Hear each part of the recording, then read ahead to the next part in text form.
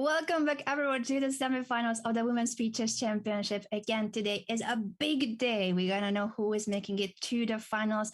My co-host, Jen Shahade, and myself will be covering the games. Jen, you said we're going to need to predict who is making it. I have no idea. Over to you. Wow, we've got a prediction here on the Twitch chat, so you guys chime in too. I mean, it's tough. Like, I would say that Harika's so impressive so far. If she beat Alexander Kosteniuk and Muzichuk, hard not to go with her. But on the other hand, Kateryna Lagno is just such a formidable player. Like, if I didn't know the history of the matches so far, I would probably go with her. I'd say we go in for 20 moves of the first game, and then we predict. All right. Thank you for giving me a bit of a thinking time too, because it is really tough. On the one hand, we have, as you mentioned already, how strong Kateryna is. World number 1 by Blitz rating, 3-time World Blitz Chess champion. And all of the Speed Chess Championship, obviously, is Blitz format and bullet. So the format, the time control should favor her. At the same time, Harika has eliminated 2 of the favorites, Alexandra Kosteniuk and Anna Muzichuk. We have a kickoff, and you said we're going to watch for the first 20 moves or so, then take our prediction time. Oh, interesting. A4. This is not the most common move in the 4 knights line.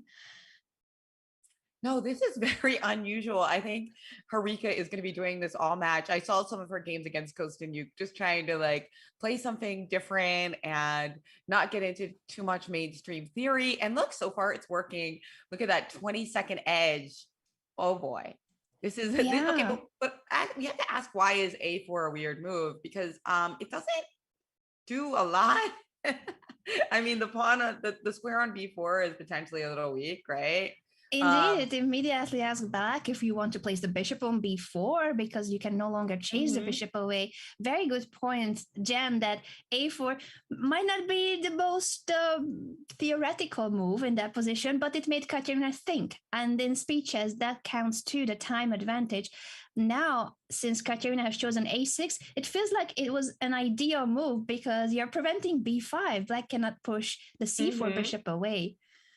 Exactly. It looks like a totally normal type position now, except sometimes the white knight on c3 would be on d2 and we'd be playing for like c3. But look at that. She moved the knight away, and now that c3 d4 idea is going to pop back in the position. And we have the typical Ruy Lopez structure, knight g3, looking at those juicy squares on f5. Very typical knight maneuver indeed. And it seems like a4 is an ideal move in this position. So perhaps a6 wasn't the best response or the most challenging response, but Kateryna went for something that she's familiar with. She wanted to transpose into a more traditional position. Yeah, that's a really practical decision because you do not need to make the best move in bullet chess or blitz chess. Like, you just have to play and get a position that you like to play.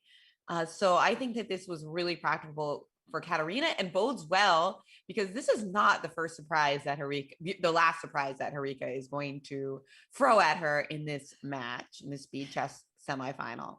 I think your prediction about the openings and Harika's surprise preparation will be key in this match. And I wonder if Katya too has prepared something that's more of a surprise, because she tends to stick to her main openings, or she tends to go for one theme for a specific match. I wonder how much of that will be the case in today's match. She has just pushed b5, offering a pawn trade that would open the a5. But I like this position for white. It feels like if you trade and then you can even play bishop to e3, since the a8 rook is unprotected, it felt like that could have been a promising position, but d4 makes perfect sense too, of course. So a takes b5. After a takes b5, you're saying bishop to e3, and that's why Kateryna now is slowing down. She wants to make sure that she has an adequate response to that. I mean, of course, she can play this, right? Yeah. So I guess that was going to be her response earlier to c5, just shutting down the diagonal so that it wasn't going to be a piece down, obviously, for her. At the same time, now we are reaching a position where it could suddenly open up all the files and diagonals after the trade on d4. The c5 now is open. There could be another trade on d4, opening up the e5 for black and the d5 for white. I wonder how Kateryna will continue now. Keep the pressure or trade? And what do we have here, right? Where our current position is, okay, let me just jump to our current position. Will Kateryna trade on d4, you mean, or play like, what other options does she have here? Let's see. Yeah. Trying to keep the tension if possible, I think. Mm-hmm. With like a rookie I feel like that should be the way, as you are suggesting, to keep the pressure. Taking on d4 feels like it's something that will favor white. She pushes b4 to no longer allow the opening of the a file, but that's a committal move, and now white just continues with rook e1, strengthening the central control. Yeah. And we're probably going to see this bishop relocate again later to this beautiful diagonal. It's like really calling out its name to me. So I think that this position is going to be a little bit more comfortable for white. I mean, this is just looking, she did it right away, Anna. Like, this is just the quintessential Ruy Lopez bishop, right? It's unassailable. It's got a great diagonal and it's controlling so many key squares. Okay, so it looked like the bar went a little bananas after rook c8. And I think what it is, guys, is the concept of loose pieces. So notice that when the move rook c8 was played, this bishop was left undefended. So my guess is, we're not using analysis right now, but I'm guessing something with pawn takes e5. And then does this turn out okay? Because after bishop takes e3, we take this one, and it looks like we might end up a pawn at the end of the day. Yeah, it must have been the case, must have been the reason why the bar jumped, but it went unnoticed. Harika made a quick move, and sometimes speed is important, obviously, in blitz chess, but she missed an opportunity there with the loose piece that Jen has correctly pointed out. The tactical motive is so important. Yeah, the loose pieces, it's so huge. Like, I mean, that's something that anyone, no matter what your level, you can really practice at. And you can see how you might see something that a grandmaster doesn't see. All you need to look at is say, that bishop on a7 is loose. Do I have anything? And white could have won a really very happy pawn. But what happened instead? Harika has sacrificed a piece on h6. Oh my God, what a way to start her match. I think the idea is that after queen takes h6, this is the reason that the Ruy Lopez bishop is so killer, because it doesn't just attack this diagonal, it also attacks this diagonal. The knight on g6 is hanging, and if you move it, then knight g5 or knight h5, knight f5, there are so many knight jumps that will lead to checkmate situation. The computer fully agrees with Harika's piece sacrifice, meaning that Kateryna is in trouble.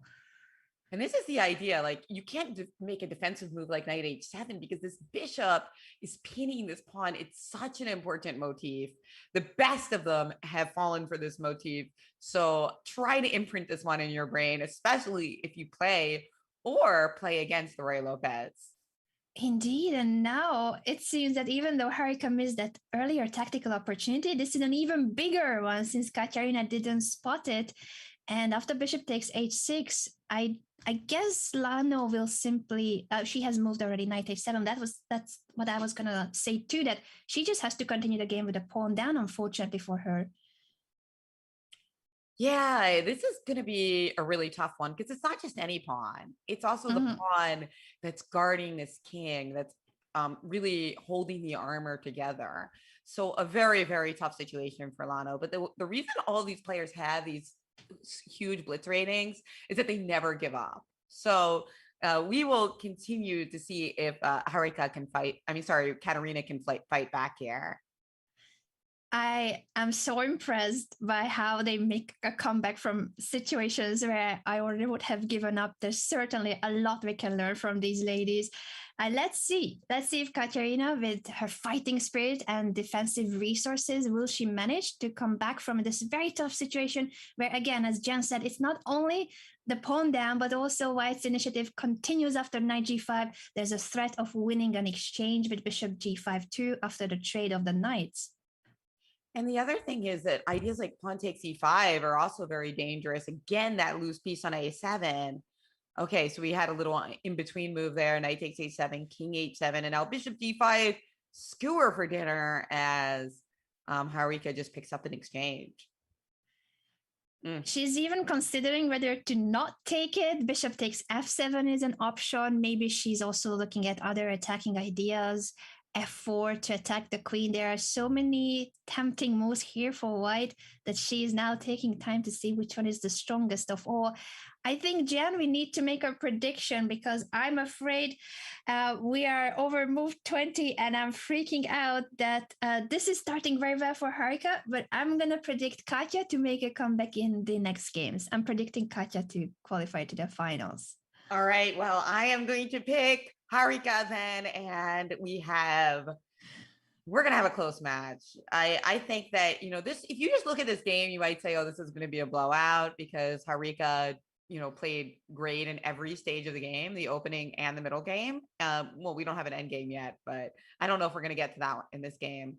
But I think that's a little misleading because, this first game jitters is always there, and Kateryna is just such a great player. This is going to be a match.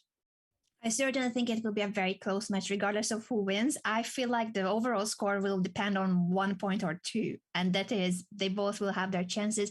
This endgame now with the A pass pawn seems, used to be an A pass pawn. Now it's gone, but apparently it doesn't matter that much after knight f3, knight g5 check. f7 is still the very vulnerable spot around the black king. That is the problem, right? And now knight g5 check has been played. Look at f7. It is going to fall. And then she's going to potentially also avoid the queen trade, I think, because queen, she just took the knight on g6, which seems quite good as well. Queen f4 now works because queen f6 is not possible because of knight h7 winning the queen. Beautiful tactical pattern, and I think she'll go for it because, again, she's taking her time. She could take on d1 as well if she just wants to go for the piece up, but the queen f4 immediately wins on the spot, so I think we will see a resignation from Kateryna. The king cannot really go to g8 either because of the checkmate in a few moves, so she resigns after queen f6, knight h7. What a start for Harika. What a game. Beautiful Roy Lopez game, I got to tell you. I mean, just showing the power of playing. Roy Lopez, it's about playing on all sides of the board, the center, the left, the right, the queen side, the king side. And Harika demonstrated it beautifully. But hey, game 2, modern defense. Kateryna has a crack with white. And it looks like she's gearing up to play very aggressively. She's going to castle queenside.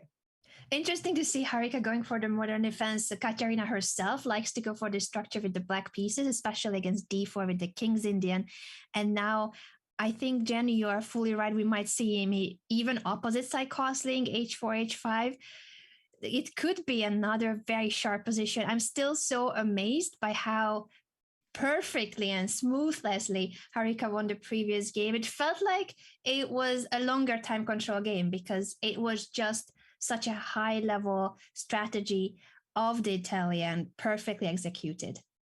Yeah, really well played. That's true. It's kind of like a melange between a Roy Lopez and an Italian because she did not play bishop b5. She played bishop c4, but then it had those Roy Lopez characteristics. Yeah, but either way, no matter what the opening is called, beautifully played. You know what, Anna? Somebody was telling me the other day that there's almost no openings named after female players. So I don't know what this A4 and the 4 knights is, but we got to start fixing that problem. There's one Polgar variation, but it's like a relatively obscure variation in the Grunfeld defense. It's like one of the knight c6 Russian variations. We need more openings named after women. That A4 in the 4 knights could be Harika's variation. Maybe we will see also a trademark Katya opening in this match. I 100% agree with you that there should be more openings named after female players because look at this match. We only have just seen one game and it's so exciting. Kateryna now needs to make a comeback. This is the 5+1 portion. For those of you tuning in, they are playing 5-minute games with 1 second increment, and G4 with a very clear idea of wanting to attack on the king side and castle queen side. I love it. G4, she is making her intentions known that she wants to even the score in this match. You got to love it. Okay, but Harika's just played this interesting move strategically, knight c5. So you might wonder when you look at this move, what happens if bishop takes c5? But this is a very magical bishop for Kateryna, so she did not want to capture it, even though she would be doubling Harika's pawns. She'd much rather give up her bishop on d3 because it's surrounded by its own pawns. Very important difference between the bishops that you highlighted, Jen, and this e3 bishop. If it will be traded, it's most likely will be traded for the fianchetto bishop of black. That's the bishop on g7 that's guarding the king. So in the future, white might try to trade the dark squared bishop for the e3 bishop. In that case, the king will become more vulnerable. But the problem with this position is that I also feel like no matter which way white takes on d5, black's going to get some pretty sweet counterplay. I'm also worried for white, that eventually black might consider playing this f5 move. Looks really risky, but without the light squared bishop, it might be an aggressive option for black. And even better, d5. That's a move I always want to play when I'm playing the Sicilian or the modern. And there it is. It's on the board indeed. It feels like Kateryna's play was a bit slow by this stage. If she had castled already, if she was one move ahead and there was a rook on d1, this wouldn't have happened. But now with the king still in the middle of the board, d5 was the perfect move. d5 there. I mean, that's the move we love to play. But I like this response by Kateryna, not just going in gently. She plays knight to g5, trying to attack this bishop on e6 and the entire logic behind Harika's plan. d4 played, and now after knight takes e6, Harika will simply recapture and try to argue that her activity outstrips the potential weakness on e6. And I think she's right for now because the f2 pawn is so vulnerable. Once you castle queenside, that pawn will be hanging. So it feels like white will need to take even more time on finishing development, which usually is not the case in the opening, that white is struggling to castle. Indeed, this looks very dangerous for Kateryna. Let's see whether she can come up with some good ideas here. Rook g2 looks so regrettable, Anna. The fianchettoed rook, usually not something we're looking after. But I do need to get my king out of the center one of these days. Yeah, I looked at the computer's suggestion out of curiosity, and it's showing a very ridiculous line, Jen. King f1, king to g2 as one of the primary choices of the engine. I don't think it will happen. King f1 is a computer's choice. Wow, that's something. But here's the thing, Kateryna also judges that her king is just as fine here in e1 because it actually performs a useful function defending the f2 pawn. I mean, that's why she's a grandmaster and an incredibly strong player, because to me, like, that king of the center looks uncomfortable, but she realizes that the best way to fight is actually to kind of use this to herself, use this to her advantage, that she has this rook on a1 and she can put a little bit of pressure on b5. Indeed, and black needs to decide whether to react with a capture on a4, try to defend the pawn on b5. If not, the pawn is hanging. And the trade of rooks on the a5 could also mean that maybe then we'll see the king on e2, a delayed bone cloud. I think the fans on Twitch especially will be screaming if we see a king e2 move in this game. A delayed bone cloud, because actually Chadok in the Twitch chat points out that there is one opening he knows that's named after a woman, Lady Bone Cloud of Kingston. Okay, we'll have to look that one up. Thank you, Shadok, for the information. Shout out to all our viewers on Twitch and YouTube. Thank you for tuning in to the Women's Chess Championship semifinals. We are just at the very start of the match, so you're in time to join for prediction time too. Who do you think will make it to the final to fight for the 20K first prize? H4 now. So we have seen a trade on b5 opening up the a5, but also the king side is still very dynamic. Will there be an h5 push trying to open up further the position after the trade of rooks? Yes, she did it. Because there's all this pressure on c2. The only way to really protect against it is to play king d1. Oof. I mean, you could play c3, but that opens up the position with your king right here on e2. And black always has the option to play queen c4 and trade off queens if she wants to. So what can white do here? Maybe start with taking on g6. I like the idea of taking on g6 first to open up the h file and then decide what to do with the c2 pawn. So happy the delayed bone cloud indeed has happened, which allows now the rook to go over to c1. It's a bit passive, but it holds on to the pawn, and maybe then Kateryna will try to take on g6. I feel like this position is now a dynamic imbalance. I felt like black's position was bigger advantage earlier. I don't know where exactly. it slipped out of Harika's hand, but I would evaluate this as a very complex, unclear position. And earlier, it felt like Black must have had a bigger edge. Completely agree. Kateryna's playing fantastic. Just this concept of keeping her king in the center to try to keep some counterplay in the position. Very, very well done so far. And she's trying to get her rook more active to A7. But look how Harika is keeping the equilibrium here by making sure to keep her honest and protecting this pawn on C2. There we have King D1, though. If Kateryna can stabilize the situation and get her rook to A7 or A5, suddenly she could claim an advantage for the first time in the game. Indeed. And we have the head-to-head score up there. I've read it out a bit too slow because I am slow at everything, including chess and including reading out notifications when we have our info sheet just above Jan about the head-to-head score between these two ladies in rapid chess. For the speed chess, we have blitz time control. And overall, I believe they played against each other 28 times, including classical, rapid, and blitz games at official events, with Kateryna leading with a points difference overall. But they have faced each other at most of the top female events, and now this is another big one. Who will make it to the final?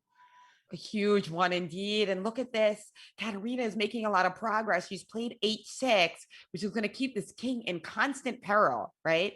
So right now, I think Harika would love to trade off some queens, but Kateryna is going to try to avoid that if she can, because if she can get her own queen into this configuration somehow, it could be lights out for Harika, who has just played the move rook to F7. And the bar has jumped, so it felt like after rook F7, there was an immediate win for white. At the same time, it wasn't that obvious.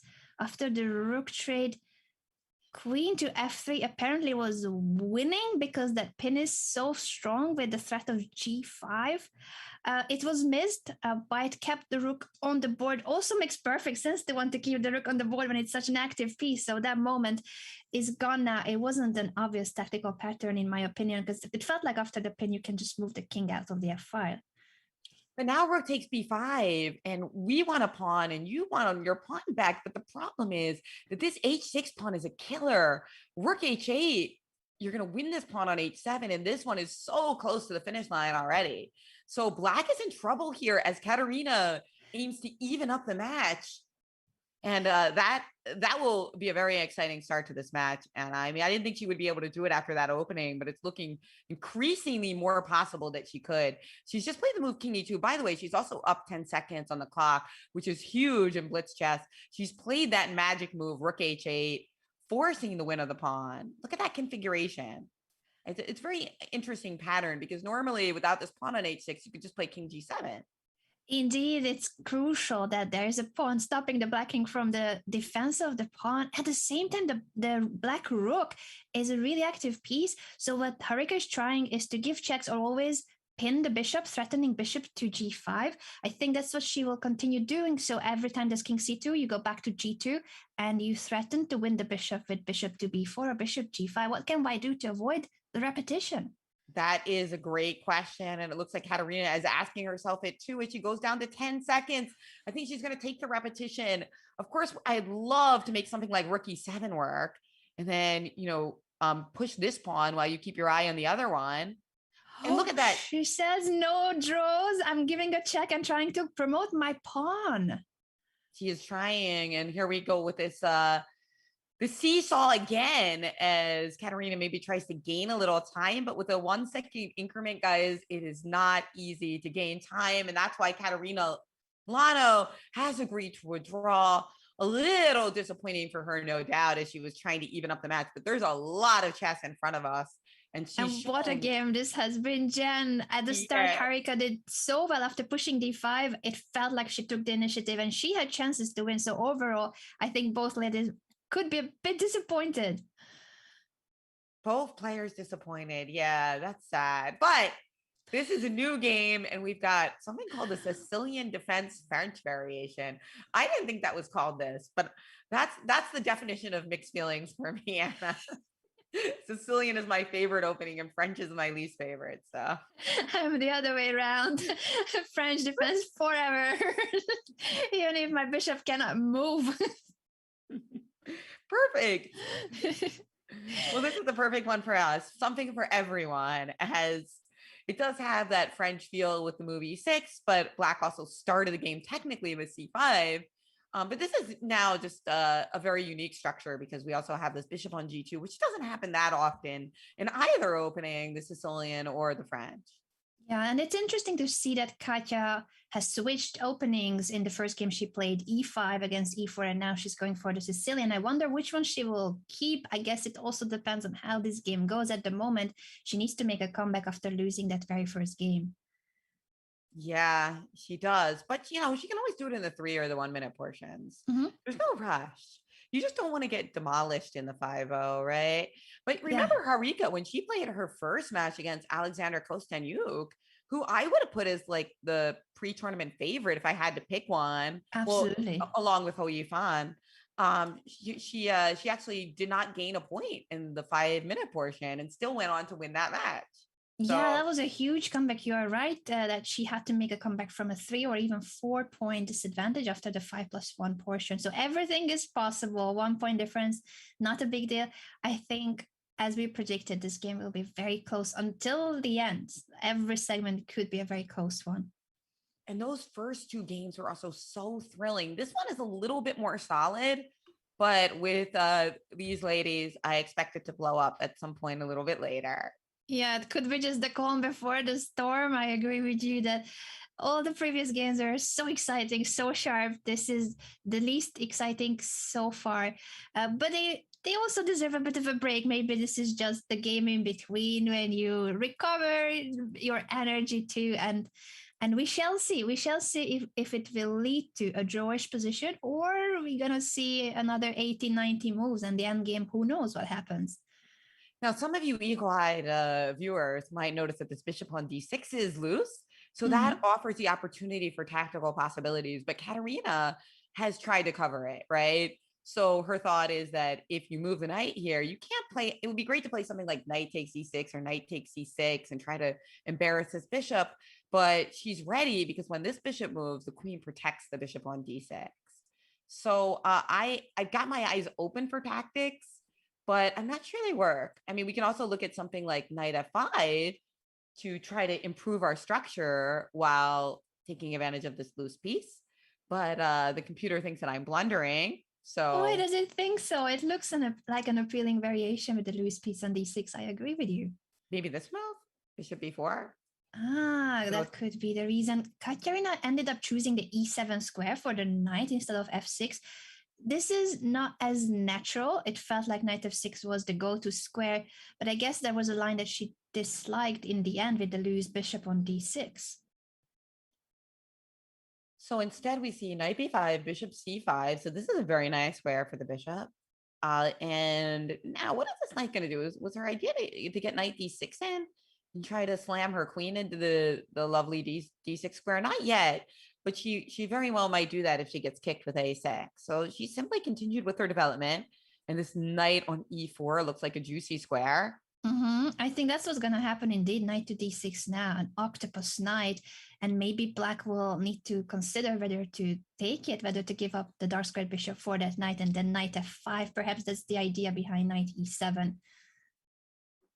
Jen, what, have you received any refreshments, any smoothies? I got a cool drink, guys. Oh, there we go. I'm Iced here coffee. with my tap water, but it's in a G Fuel shaker, so it makes it look cooler.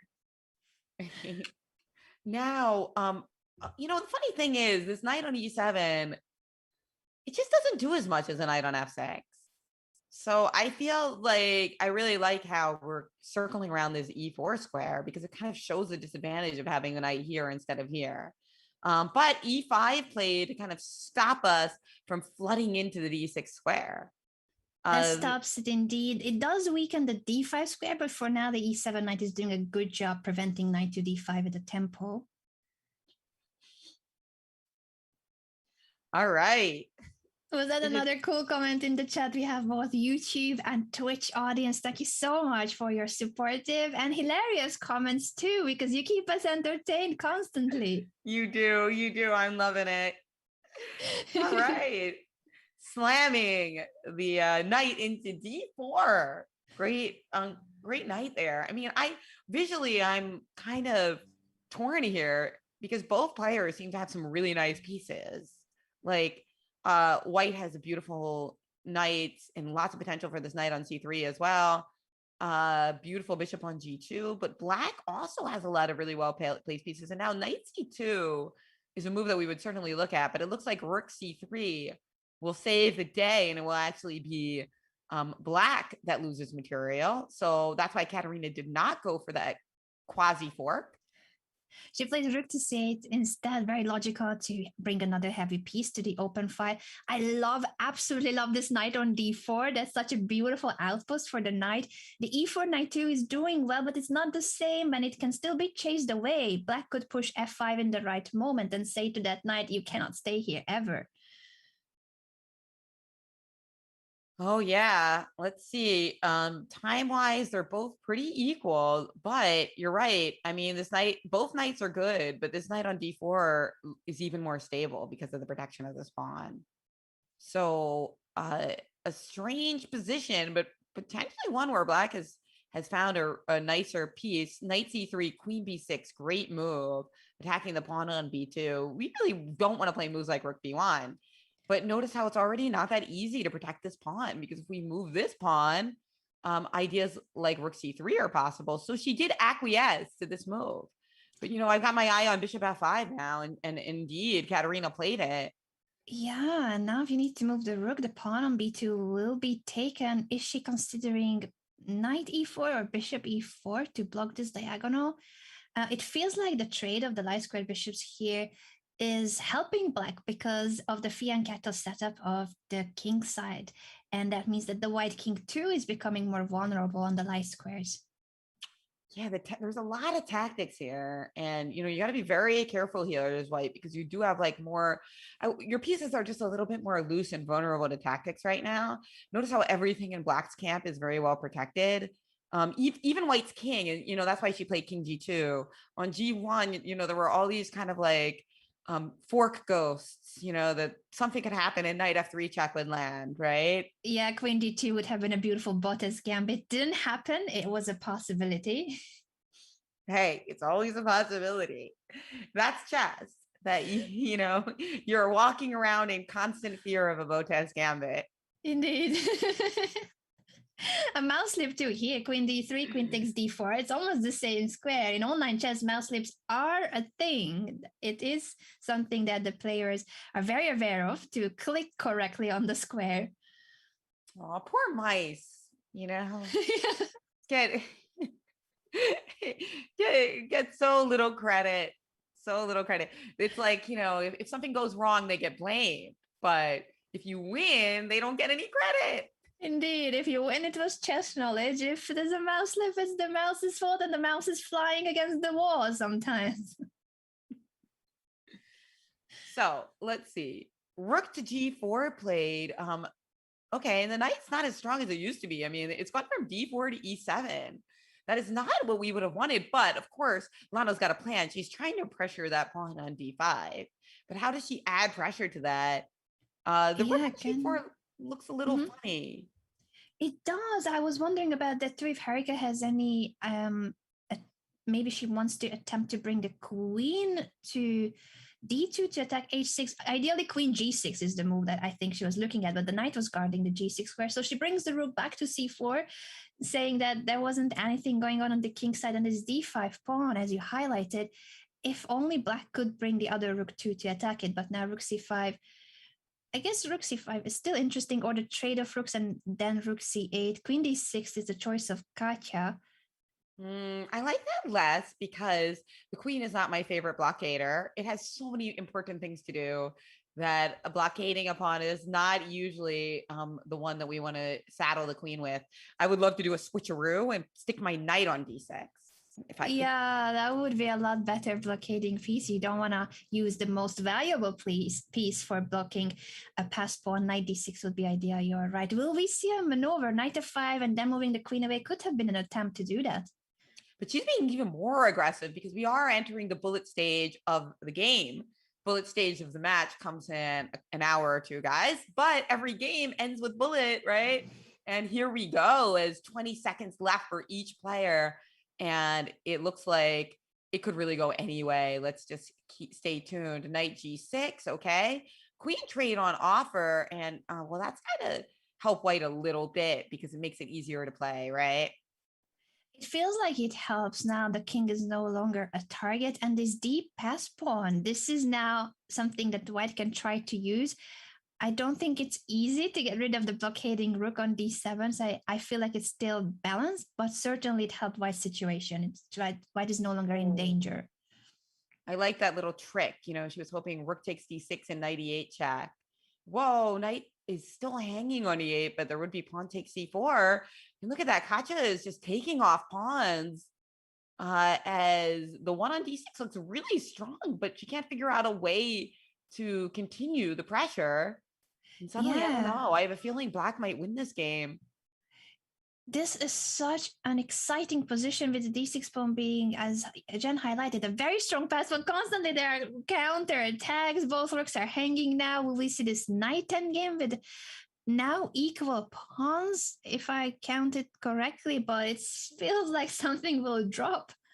But 3 seconds left for Kateryna, as it looks like Harika is a little bit faster.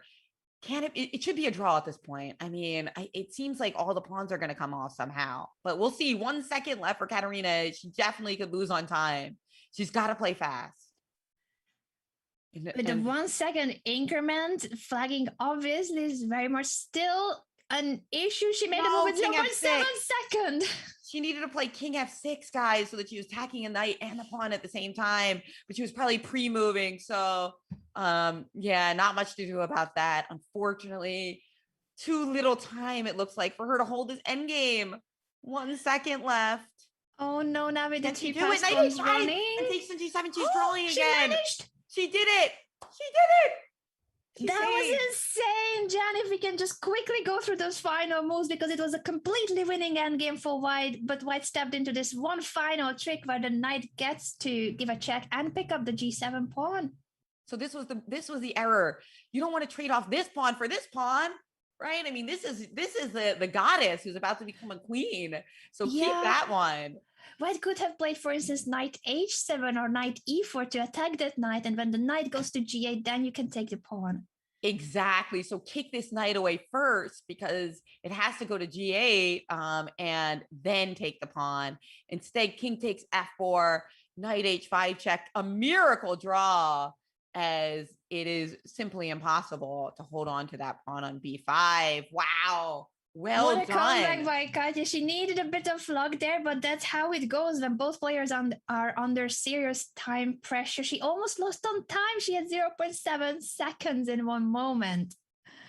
Hey, I mean, that bodes really well for Katya in the bullet section, the fact that she's making saves like that. But on the other hand, it bodes well for Harika because she's showing how fast she is. It was really like close, like 20 seconds. And it seems like in these games where it's 20 seconds each, that it's Harika who continues to play really fast and Katya takes her time a little bit more. So that could be a problem in a bullet, but we'll see, because at least she plays well with 1 second on the clock. Not many people can say that.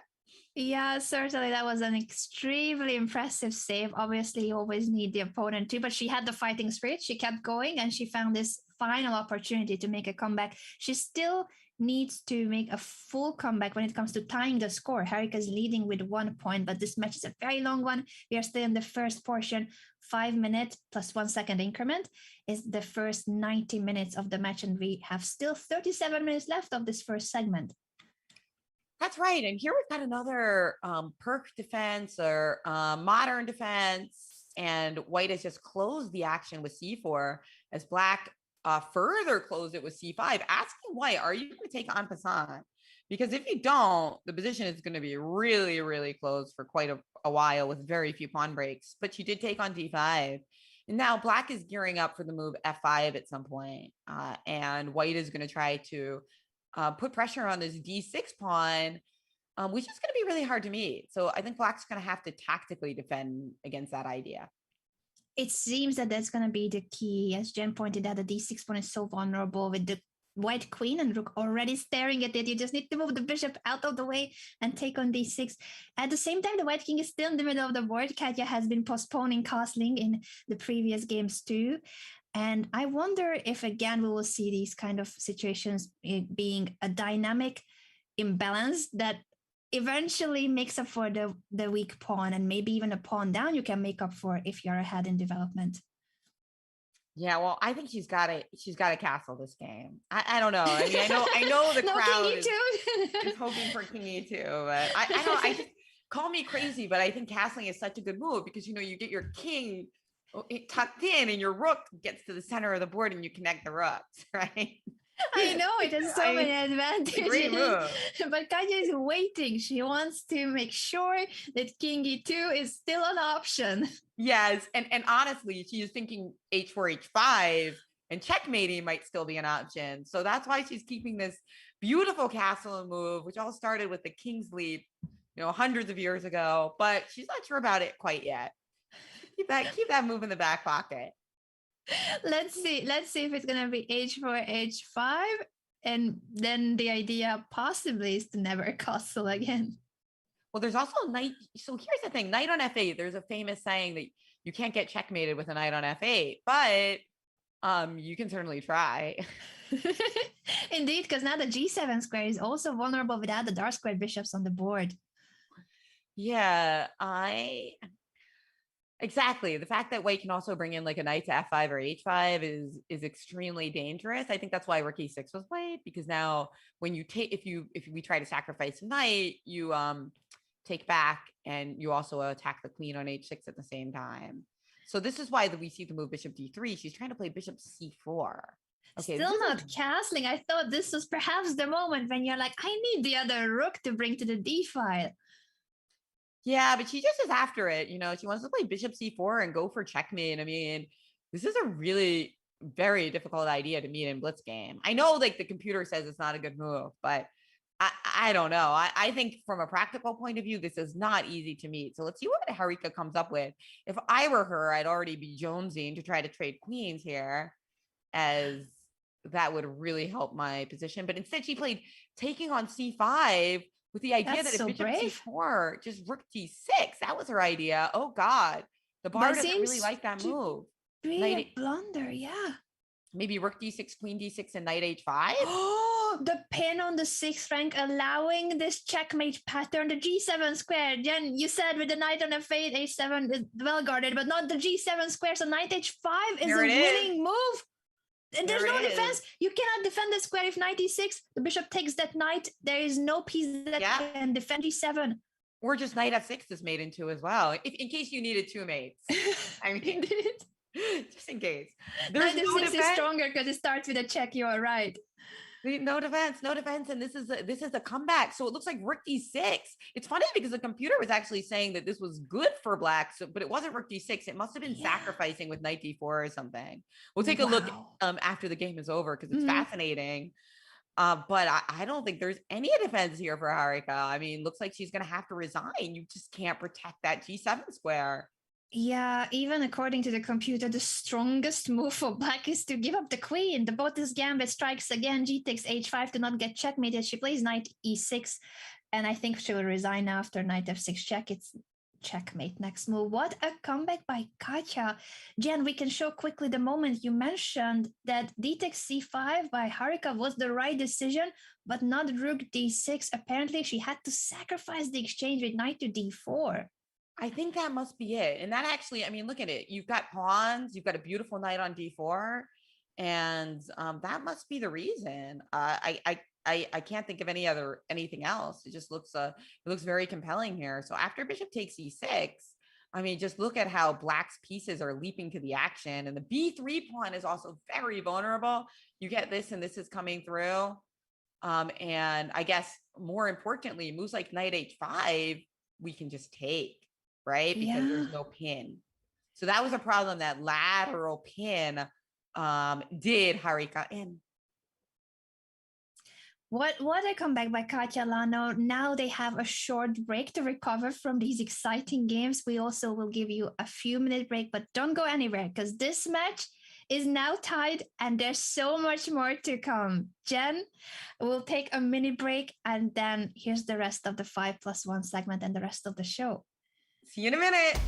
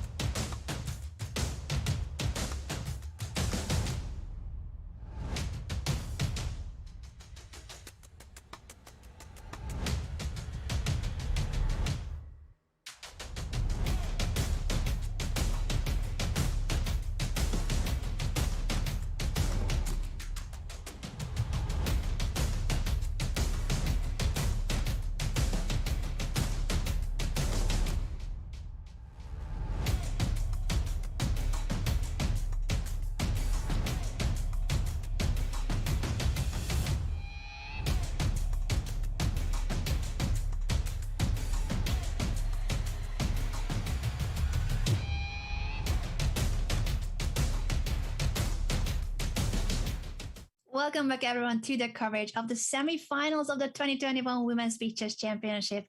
Jen, this has been such a thrilling start. We have two of the strongest top female players in the world going head to head. Harika started with a win, and Kateryna has just made a comeback. What do you predict for the remainder of the 5+1 portion? Oh, that's a great question. I think it's going to be tied up at the end of 5 minutes. I mean, they're just both playing so well. Great time for a break for Harika, as that was a beautiful and brutal game, as Kateryna did checkmate her on the board. But God, I'm sticking with my prediction, Harika, because I think that her handling of the clock is really good. And I think she's going to get it done, but it's going to be super close, maybe even a tie break. I'm sticking to my prediction, Katya, and we can have this little prediction battle between you and me. I'm willing to bet an entire chocolate bar on this very important bet of my life. Jen, if you are ready to take it. All right. Well, I do play poker, so I'm used to high stakes bets and High chocolate. stakes it is. Do you have any favorite chocolate? Oh God, no, I'm pretty equal opportunity when it comes to chocolate. I'll go from anything from the high end to just, the Reese's bar. I take it all. Me too. I love dark chocolate the most, but I'm willing to bet any type of chocolate because I'm gonna want to win this. This is very important to me now. And Fabian is gonna get some of that chocolate. So Aww. Hey. And we've got our next game started, guys, as we've got another one of these oddly named Sicilian French variations. I don't know. Let's just call it a mix between your opening and mine. Yeah, exactly. It's perfect for Jennifer and Anna. So we've got this typical isolated queen pawn structure now, and White is trying to really pile up on that d4 square. So we're probably also going to see the move c3, and then she might stick a knight on d4, potentially the b3 one, because the knight on b3 might not be as active as this knight, which does protect the square in e5. Mm-hmm. And it happened immediately, knight b to d4. I agree with you that c3 will most likely happen too in the upcoming moves. h3 to prevent bishop g4. It seems that Harika didn't want that pin to be bothering her knights. We've got a lot of movement on the chocolate discussion. As Nolivi said, this must be really serious if you were betting chocolate. Yeah, Noel is my moderator. I see my crew here. Shout out to all my moderators joining us on Twitch. They know that if I bet chocolate, it's super serious. Yeah. I'm here to win, Jen. I hope you know it. One of the only things I like more than chocolate is coffee. So it could be chocolate, coffee flavored chocolate, or chocolate with a very nice cup of coffee. I'm willing to add that as a bonus to the bet because I'm very, very confident in winning.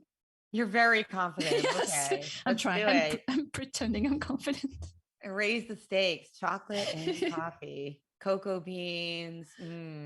All right, queen d3. Let's see what's up with this move. I was expecting a bishop to come to e3, but the problem was that there was a little bit of a tactical snafu, right? If we played bishop e3, knight takes g3, and that's how everything in chess connects to each other, right? Because notice this little move that White played h3 to stop bishop g4, all good, but then hey, wait a second, not so good anymore. Yeah, it seems that h3 wasn't that necessary, and you highlighted so well that knight takes g3 becomes a tactical motive. So now with the queen on d3, it is okay to place the bishop on e3 because the queen is helping the bishop to be more supported.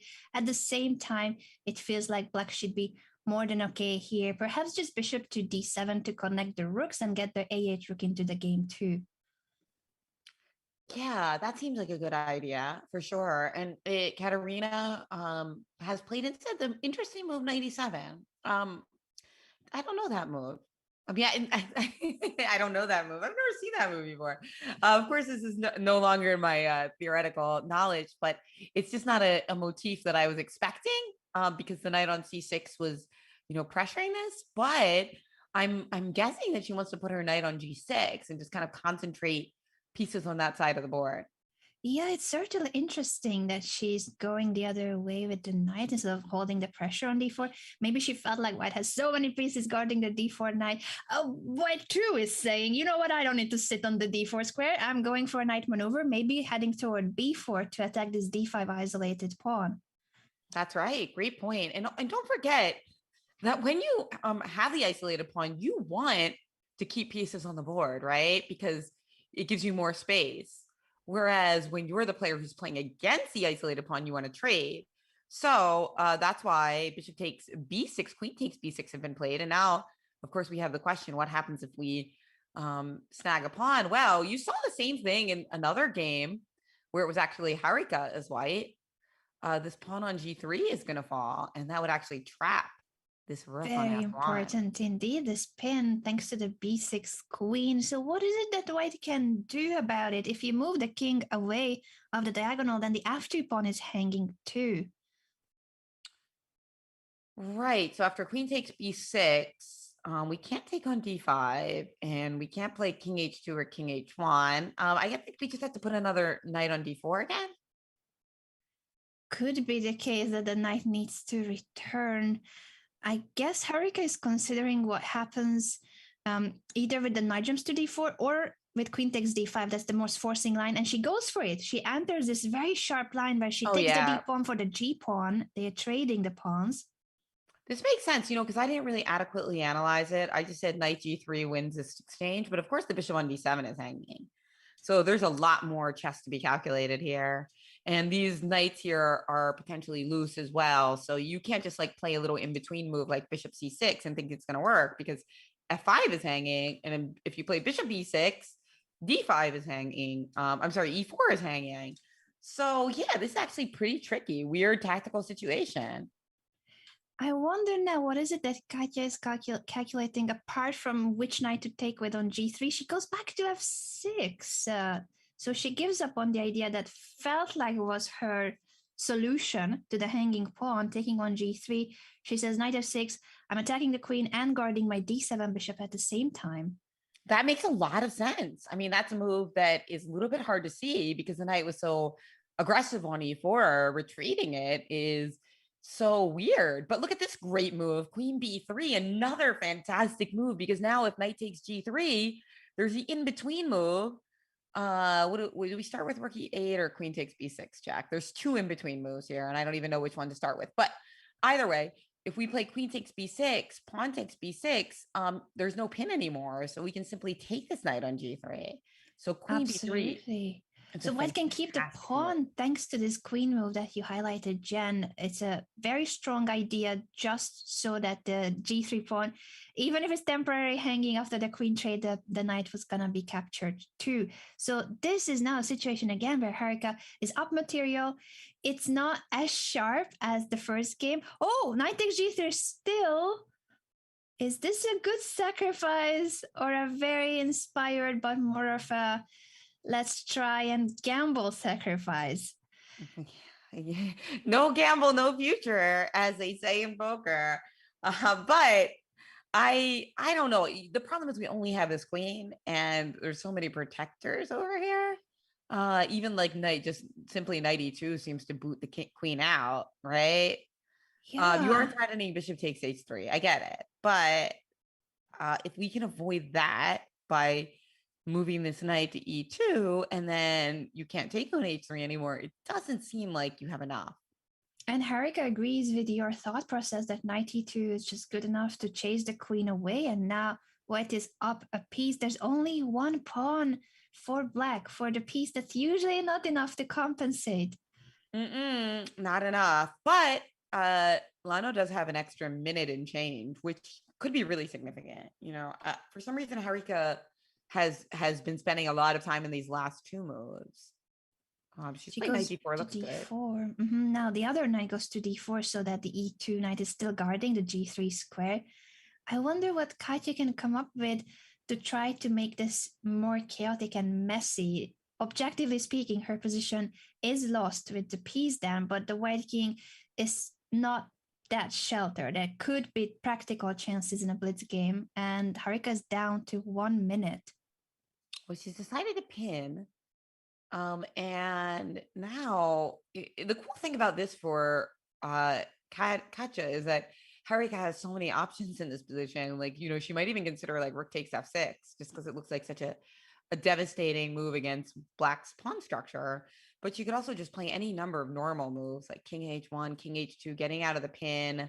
But she's done She it. goes for the sacrifice, as you pointed out, Jen. I love it that she doesn't just want to sit with the material up. She goes for it to make the Black King now more exposed. Yeah, because with 30 seconds left, it would be more convenient to just checkmate your opponent than have to win in an endgame. True. So if you can just play king h2 and rook g1, that'll be more fun. So she's taken on b7 because not only do we win a pawn, but more importantly, we guard some really important squares like d5 and hitting the bishop on d7. And this queen maneuver, what a great idea to take on b7 to then bring the queen toward the Black King. It is now 2 minor pieces for the rook. There's no pawn to compensate. Usually it's a rook and a pawn that's about the same value as 2 minor pieces. So material up for white in a different way and a very weak pawn structure in front of the Black King. I love this maneuver, Anna.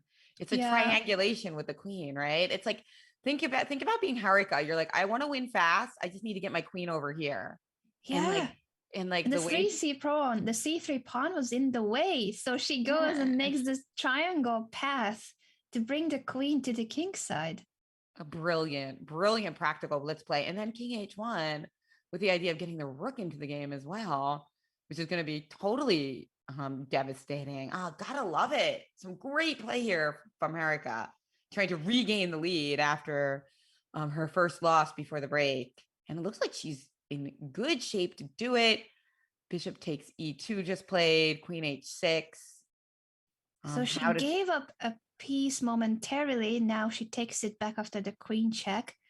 It feels like there could have been many different alternatives too, but this seems just crushing as well with the king on e7 not finding shelter. That's right. And only 20 seconds left for each player. But you're right. I mean, I'm sure she would have preferred to have checkmated already, but there it is, knight e6. And this queen is gone and Kateryna has resigned. Wow.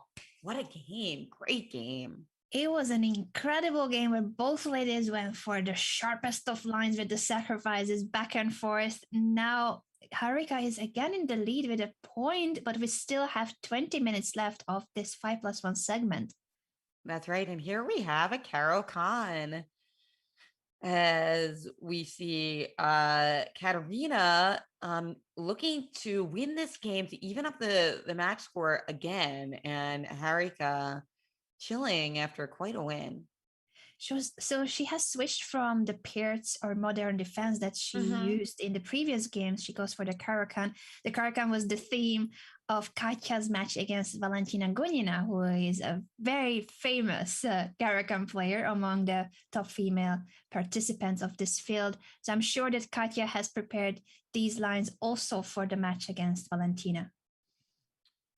Yeah, and we're probably going to get two or three more games. So this will be interesting to see because we got 20 minutes left here on the clock. So there will either be this game and one more game or this game and 2 more games, I'd say. Very true. And we shall see if there will be anyone leading after the 5+1 portion. I think that our prediction about this match being very close and will remaining close is holding up. I think it's going to be the way. I feel like Katya might have a chance in the next few games to tie the score. And I don't see that this match could go in a way that one takes a massive lead, 4 or 5 points of difference. I feel like they are so close. Every game could go in anyone's favor. Yeah, I agree. I do. I think that Harika has been a little bit more solid when it comes to her time management, which bodes well. But, you never know because sometimes people just really shine in the bullet portion despite getting into time pressure in the other games. So, yeah, this is going to be a really tight match.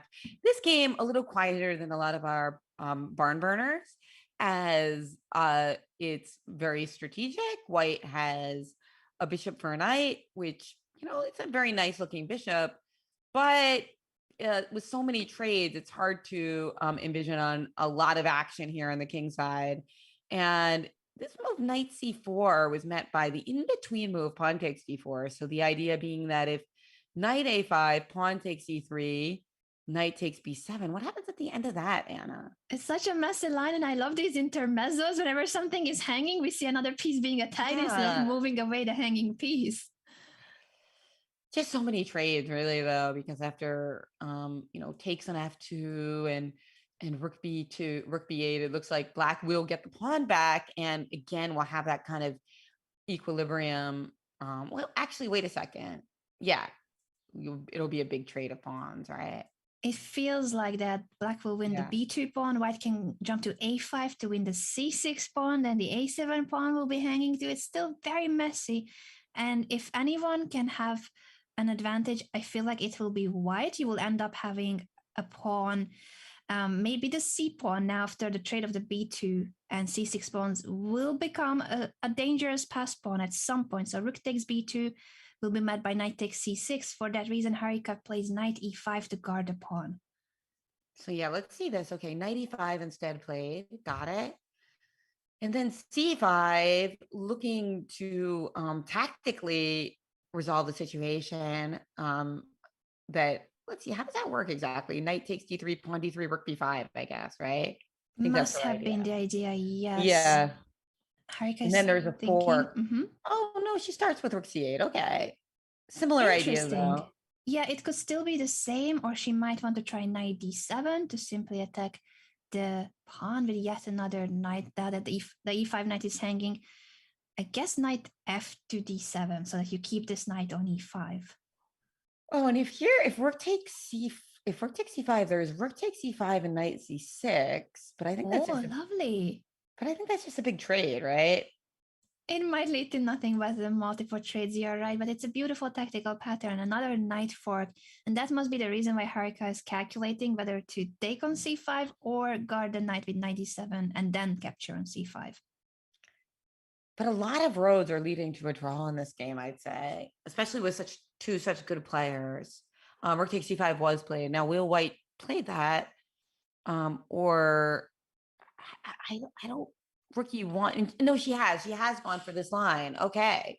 Yeah, and now it's the case that both rooks are hanging. So rook e8. Now, again, it's equal material after multiple trades and mini sacrifices, temporary exchange sacrifice. It wasn't rook takes e5.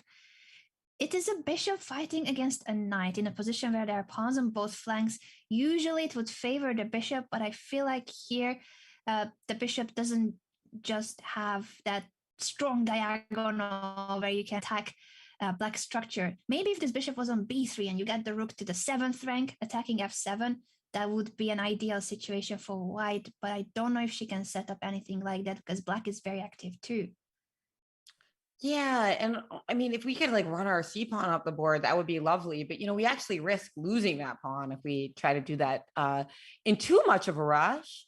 Mm-hmm. So yeah, I think that there's a high likelihood this will be a draw. But hey, I mean, it's a blitz game, so anything can still happen. True. I like this maneuver that Harika has gone for now, ready to place the knight on c5. That was something that the knight was missing. There was no outpost, no location where the knight could have been strong. And on c5, it will be guarded by the rook. At the same time, it's also stopping the pass pawn of white. Knight c5, okay. Still both players trying to get their king active. That seems smart. Oh my, I love your emotes, Jen. I was like, what's this cute emote? I haven't seen it. That's the Jen love emote. It's adorable. I'm going to start spamming it on Twitch. Those of you watching on YouTube, you are missing out on this beautiful emote. Thank you. Love it. Love it. Oh no, my subscription has expired. I'm going to fix it after this game. Oh, I can't spam it. Very important on Twitch, the emote game. It is, yes. I mean, just so much fun, right? And here we have f5 played. Black has to get some play. And there we go. Bishop f3. I mean, Anna, if you had to pick one side to play a 30-second game with, who would you pick? I think I would pick black here because the knight is such a tricky piece. At the same time, it's a good blockading piece, but knight forks, tactical patterns. I feel like if anyone can blunder easier here, it is white. Would you also pick black for that reason, or do you think the bishop will be stronger? I know I agree with you, especially in my hypothetical where it was like a 30-second game, because Hikaru made a great point that I have just been fascinated with ever since. He said that in Bullet, the knights are too strong because you can pre-move, like, and you're never going to get checked if you put your king on the right square. So like knight versus bishop is very much in favor of the knight if you have that if you have that kind of strategy of pre-moving. And I don't know, that's just kind of fantasy. That's kind of fascinated me ever since he said it, because the whole thing about chess is that the knight and the bishop are supposed to be in equilibrium. So yeah, and in classical chess, oftentimes the bishop would be preferred, especially with pawns on both flanks in an open position. I've never thought of it that way about the pre-move. That's next level strategy. Yeah, I know, right? Isn't that crazy? I never thought of that either. But then when he said it, I was like, oh no, knights are too good in Bullet. But it's good that there's some imbalance in chess. Yeah. It's good that there's we might see. I was gonna say, Jen, that there will be some tricks now with knight f4 or knight c5, knight g5 also, just putting pressure on the f3 bishop. I think it is black who can try to somehow push. Not easy though, but this is another trick. If you take the h7 pawn, knight e5 check picks up the rook. Uh-oh. All right. See, we see these tricks coming into the game, and this bishop, on the other hand, is more just like kind of floating in the air. Rook c7 played. Okay. As Harika is going for tricks, and also she's just looking at this time, right? If we can make it a bullet game, if we can make it 30 seconds to 40 seconds, what might happen then? That's the question. 95 check on the board. Where will the king go? It's always tricky. Where do you place the king? You need to hold on to the c2 pawn. And yeah, and then also knight c4 is coming, right? So that's another little tricky thing. Yeah, it seems troublesome already for white, where to place the king. And if there's a way out of this, king d4 attacks the knight, but after rook c4 check, now you can take on c2.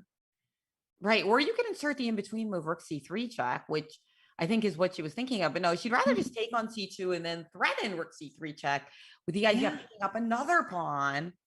And yeah, count them up, guys. Black is currently up a pawn and up a minute on the clock. And between those two factors, knights, there was knight c4, but there was king d3. Okay.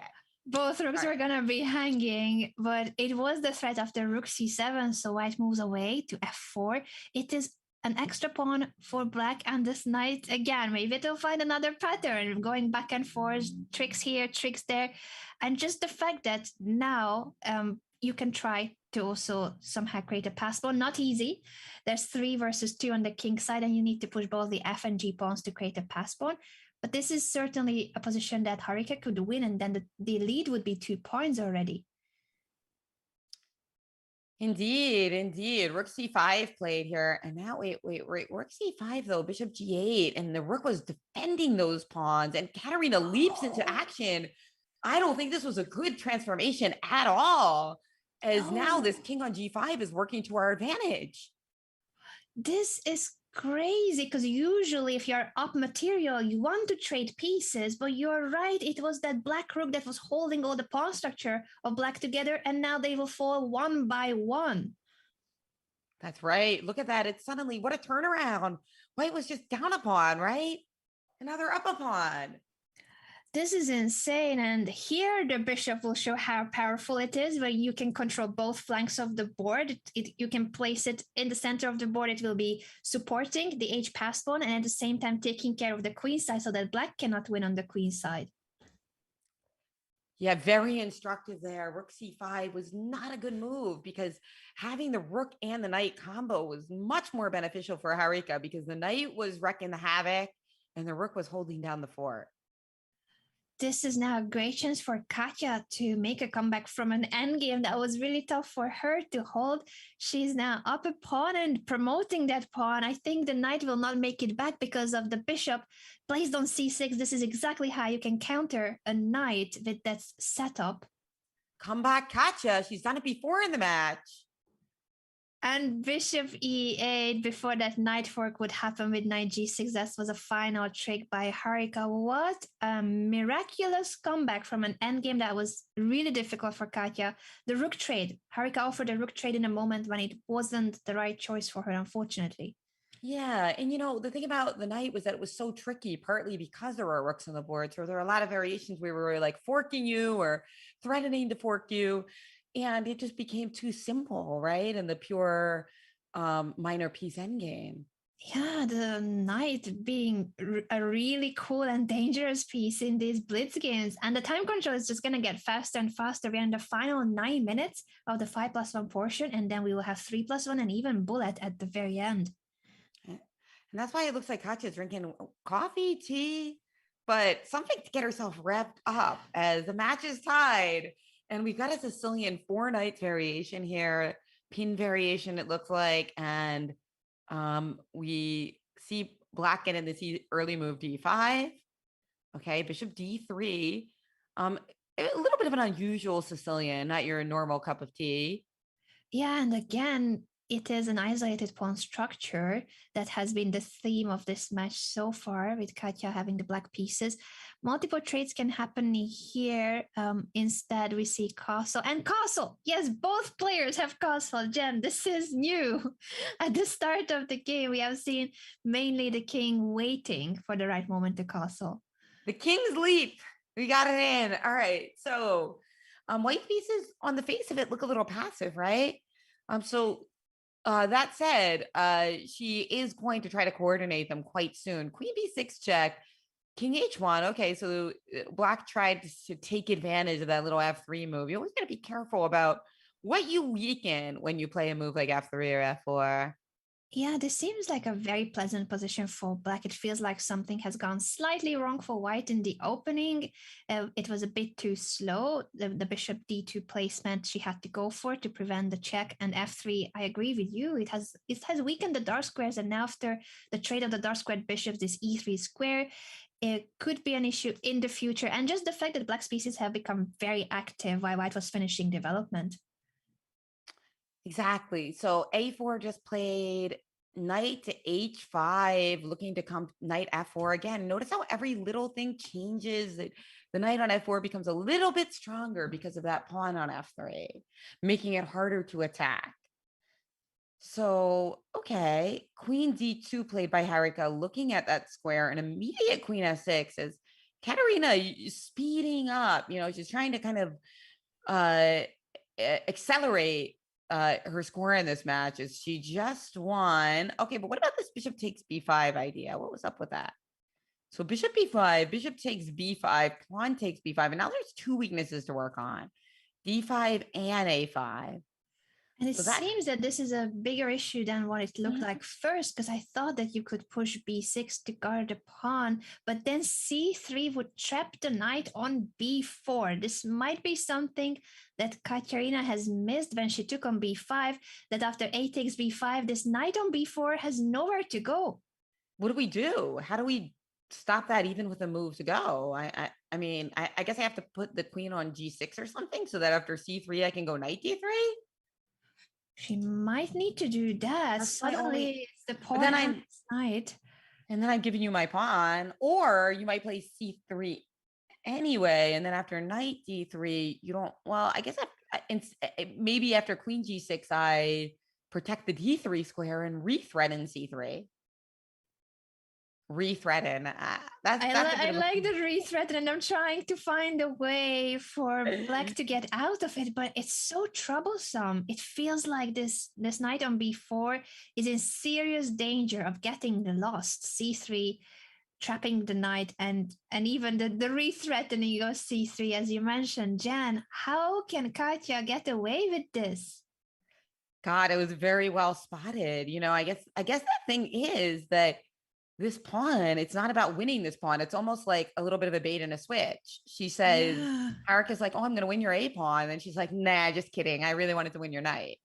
And I think feels like, sorry, Jen, I didn't mean to cut you there. Oh, no, I just thought maybe she counted on knight takes b5 first and foremost, because that looked like a nice move for white too, threatening knight c7 fork and just the d file opening up. But 8 takes b5 was a lot stronger to take with the pawn, double the pawns, but it makes the b4 knight a very poorly placed piece.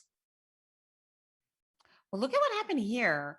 So Kateryna managed to trade queens and just win a pawn. So she didn't end up winning the knight, but look at how strong this position is with his knight on the c6 square. If you take that, we're going to have a monster pawn on c6. Yeah, the knight survived, but what happened instead of winning a piece? I guess this was the best scenario for Katya, but I agree with you that pawn on c6 will possibly win the game. It's such a strong passed pawn. Yeah, but at least here Black can fight. And we know that Kateryna's very good at fighting.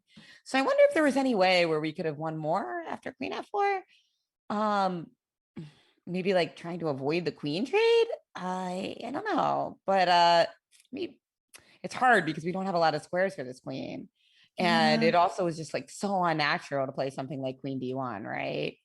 But it was a tough decision, and Harika made a very practical choice, saying, all right, I'm not going to win the knight, but I have an extra pawn, a pass pawn in an endgame. I think her current position too should be decisive advantage, but as you said, Katya still is in the game with a fighting chance. White has to be precise. Yeah, you got to be precise and not lose this pawn, right? So the key, a lot of people just would try to push it right away, but then you need to make sure rook c8 and rook e7 don't just round it up, because if they do, then there goes your advantage, right? Yeah, and here's lots of tactical patterns that help this c6 pawn stay on the board. If it was going to be rook a to c8, there's a knight fork with knight d6, and if you bring the e rook to c8, you're not really threatening to take the pawn because of the rook trade on the a file if white needs to trade. So king g1 just played as Harika tries to bring her king into the game eventually. Okay, it looks like we see a rook trade and rook c8 going after that pawn. That I mentioned that earlier. That is your advantage. And now, unfortunately for white, the c6 pawn is threatened. The f4 pawn is threatened. So something seemed to go a little bit awry here with the technical conversion here. Yeah, it feels like king g1 was a bit too slow. It's the right idea to bring the king, but you need to first look after your c6 pawn. If that pawn is lost, the advantage will be gone. So it feels like after g6, white had to go for something more direct. King g1 gave some of the advantage back, and now the c6 pawn is in serious danger. Yeah, but maybe I can still try to hold on to it and let you have the f4 pawn instead. What if I play for b4 here? And I'm trying to play b5. Maybe, yeah, I mean, I know the problem is I don't like that my knight, I'm trapping my own knight, right? If I play for b5, then my knight will never be able to move. And after g3, knight d4, both the c2 and c6 pawns are hanging. So suddenly Katya is back in the game. It's going to be a rook endgame after the knight trade, which is now equal material. White still has a tiny, tiny advantage if we count this rook a7 having the 7th rank control. A slight advantage, but obviously it's nothing compared to when she had the pass pawn on c6. Yeah, this is okay, let's jump to the current position. Sorry guys. King f2 played. And now time-wise, Harika still has an edge and she's got that pawn, but I think that Kateryna's super active rook is going to save the day. I think this will be a repetition of moves, meaning that indeed Harika from an advantageous position. Oh, she's still trying though. She's not going for the draw just yet, but it feels like Katya is no longer in danger, and this is again a miraculous escape by Katya, considering her knight was basically trapped on b4, and then she was down a pawn in an endgame with a c pass pawn. But wait, what about the clock, Anna? What do we have in the clock? Okay. You scared me for a second because I read it as 0-2, no. but there's 1-0-2. No, I meant the the overall time. Now that is 0.4321. This is indeed the final 5+1. I didn't realize this game, because of the end game, it went on for so long. We will not have another 5+1. This is the end of the first segment. 3+2, that is 3 minutes plus 1 second increment, will be the next time control after this game. But who does that benefit, Anna? Who's been playing better with the time situation? It's a tied match. And it feels to me like Harika's had better time management, but when they get really low on time, sometimes Kateryna is a little bit trickier. So to me, it's a toss up. Yeah, I fully agree with you on that. That Harika did better with time management. At the same time, Katya saved games with 1 second on the clock. So who knows? And it's just again one of these situations where it's 3-3 the result. This game is most likely ending in a draw shortly. But what a match. Only one of these ladies can make it to the final. And both of them are so deserving. I don't want to choose, but we already made our predictions for chocolate, obviously. Okay, but what's going on here? Is this going to be a draw indeed? Okay, so D7 gearing up as the pawns race. Does look like white's going to get there first, but the problem is the king and the pawn are going to coordinate to try to get enough counterplay here. So it should still be a draw, but you got to be really careful. These endgames are quite important. Yeah, Don't this play king is d4. very important not to place the king on the wrong square. Black will be, if needed, ready to give up the rook for the d pawn, and then with the support of the king, this f pawn can become just as valuable too when you start pushing it, and white will have to also give up the rook. It could lead to a position where we will not see draw offers, but just two kings remaining on the board. That's right. That's right. And this one, Black does have plenty of time to connect with the pawn to create the same situation that they're facing with this strong white pawn. As we see, the rook did sacrifice itself for him, and then you see the king and the pawn coordinate to save the day, and we get king versus king to reflect the incredible fighting match so far. 3.5, Anna. This has been insane. 62 moves we have seen in this rook endgame in the end, but there were so many details we need to analyze. We're going to take a short break, and when we are back, we will show you what happened in this game, and the 3+1 segment will start. So don't go anywhere. This match is tied, and it could go either way. Now, another shorter, even shorter format will come, and the bullet at the very end.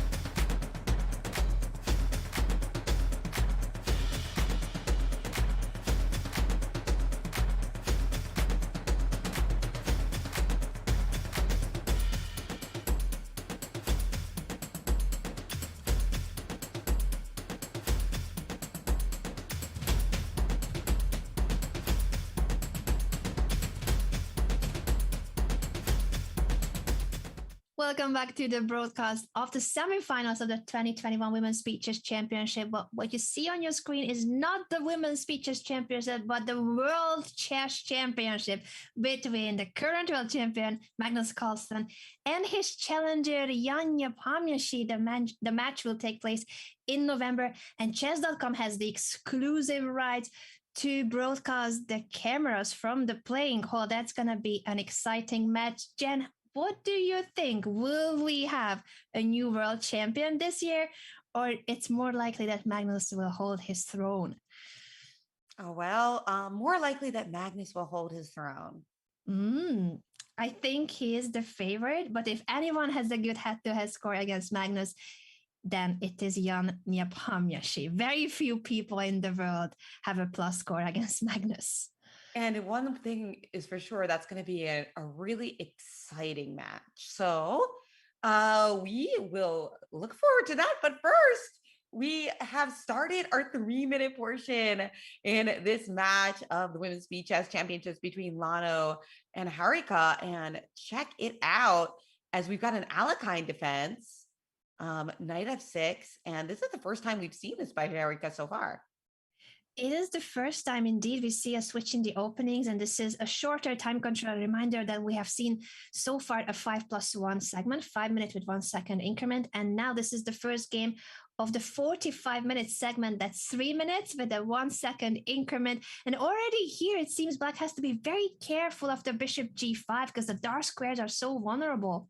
You got that. You got that right, Anna. And she's played queen to b4 check, but c3 does gain back that tempo that we gained with checking.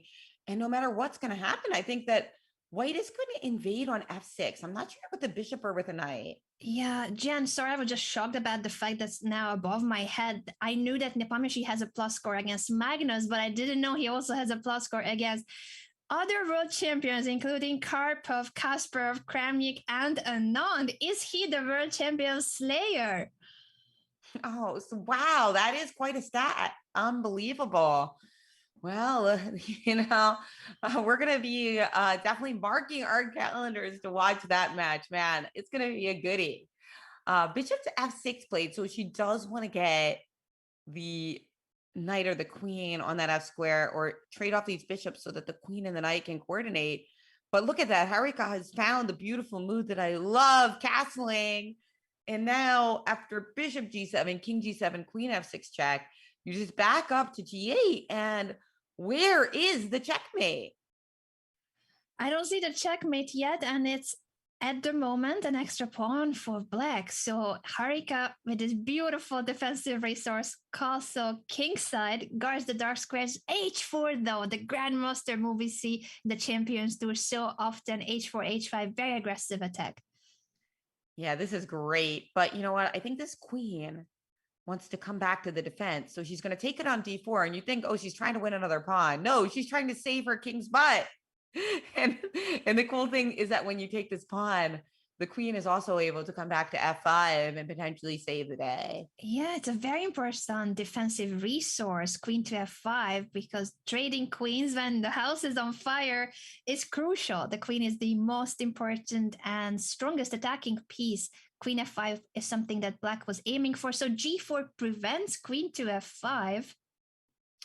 Yeah, but this looks quite interesting. But I mean, I can play my moves like knight d7 to try to, and indeed, she's played knight d7 to try to gain a tempo as Kateryna winds up for her attack. I love it. This looks like such a sharp position. At the same time, Harika is keeping her cool and just goes for the trades on the f6 square.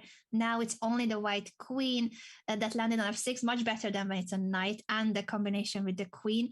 Knight d7 immediately chasing that queen away too before white could open the h file.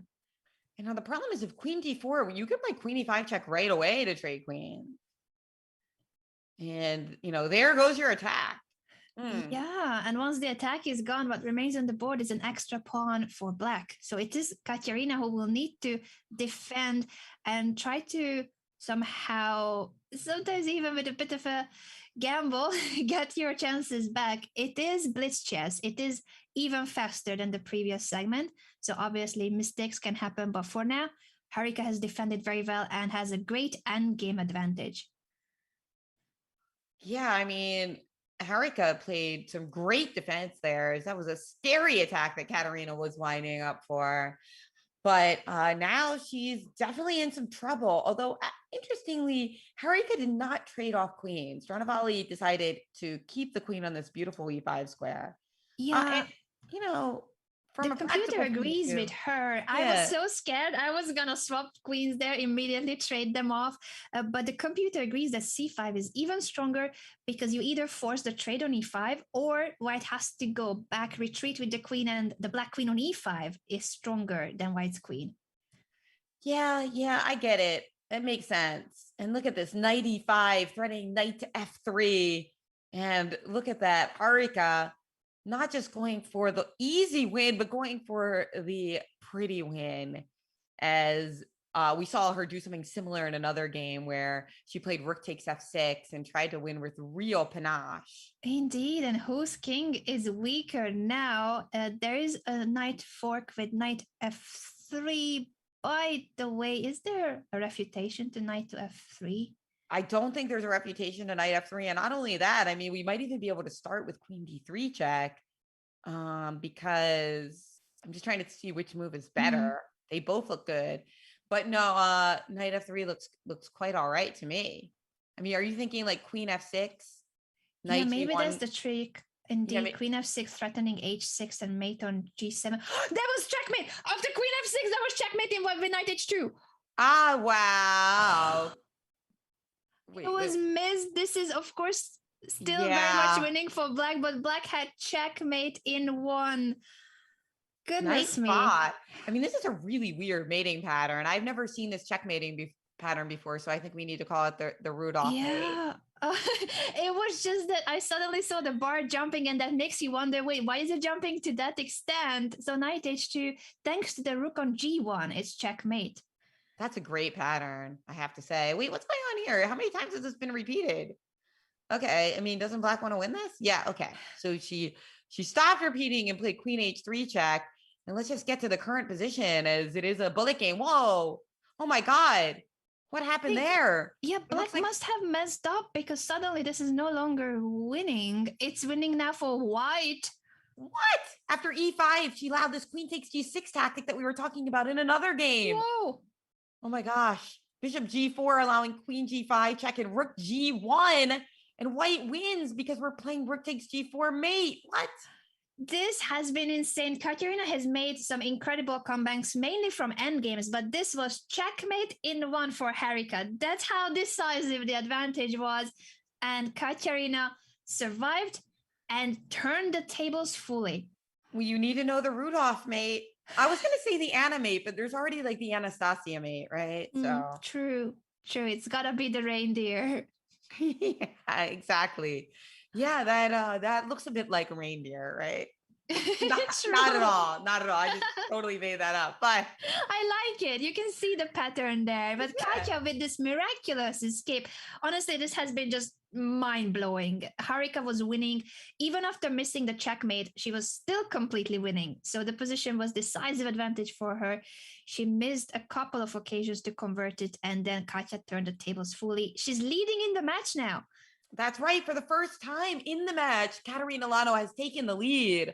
Unbelievable. Now, it's not that unbelievable that she missed a mate and won because the Rudolph mate is a very unusual pattern. So unusual that we just named it on the air. Never seen before and will never occur. Because the queen is like taking, it's both diagonally and vertically cutting off the escape square. So it's a bit unusual, right? It is very unusual. But she had a lot of opportunities after that. But hey, it's bullet chess or it's some kind of melange between blitz and bullet, right? 3 minute. It's got a little bit of a combination of both.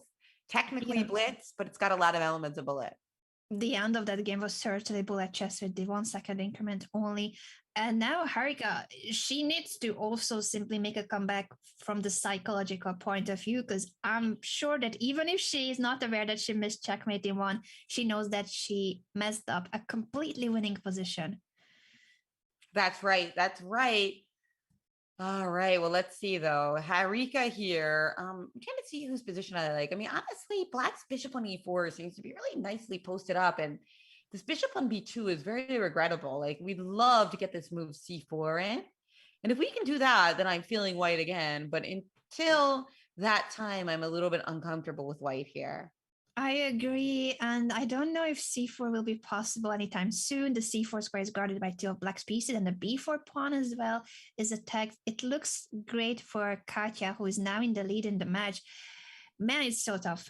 When you miss such a huge chance, Harika would have been leading and confident, and now you question all your moves. You start second guessing your decisions because of messing up a completely winning position. True, but I think that in these blitz games, they're able to recover pretty quickly because they know they have so many games in front of them, right? Now, this Yeah, is a that weird should move for help. you, but what about Mhm. bishop f1? I'm like, it seems odd, but I'm like, well, or f3, then bishop f1, and we're threatening bishop b5 and this pawn here. And I think it's like not that easy to defend against. I'd like bishop f1 a lot with bishop b5 coming, so it seems a4 was not the best decision. It hasn't happened. Bishop f1 was not played by Harika. She's going for the rook trades on the e5, but this seems to be all right for black now. There's no longer a pattern winning an exchange. Yeah, and I feel like there's a lot of attacking opportunities here for black, and we know that Kateryna knows how to attack. Just because Yeah, of the weak pawn on g3, I guess we're going to be compelled to play f4, creating some weaknesses. Maybe it's not the end of the world, but a nice little a nice little thing square to chew on now for black on e4. for sure. At the same time, now the g2 bishop finally is happier. It has an open diagonal again. The b2 bishop can't say the same just yet. So bishop e4, getting it back into that strong position. Okay, queen e2 hits that knight, so we expect it to just go back, and indeed that's what happened. It So seems like that. Yeah, now knight f6 guards the queen, so it's no longer a pin. and white can try to play queen b5 at some point if she wants to trade the position down and make sure that there's no issues with her slightly weaker king. Mm-hmm. c4 at last. The bishop is back in the game. The question is, what happens here with the captures? They take c4, bishop takes g2. There are a couple of orders that to calculate which move order is better. So she tried this way, thinking that if queen takes e2, knight takes e2, takes on c4, there's simply no issues because your pawn on c4 will be way too weak to worry about. And I think that's true. I think that is true. And don't forget, if this knight moves, bishop takes f6 is on the air. Very true. We have seen that damage pawn structure in front of the king already in the previous games. So that is a threat. Now after queen takes c4. Oh, she doesn't go for queen takes c4. Maybe she was worried about queen e4 check. It looks scary for sure. So queen trade happens, but that means that black 4 now is up a pawn.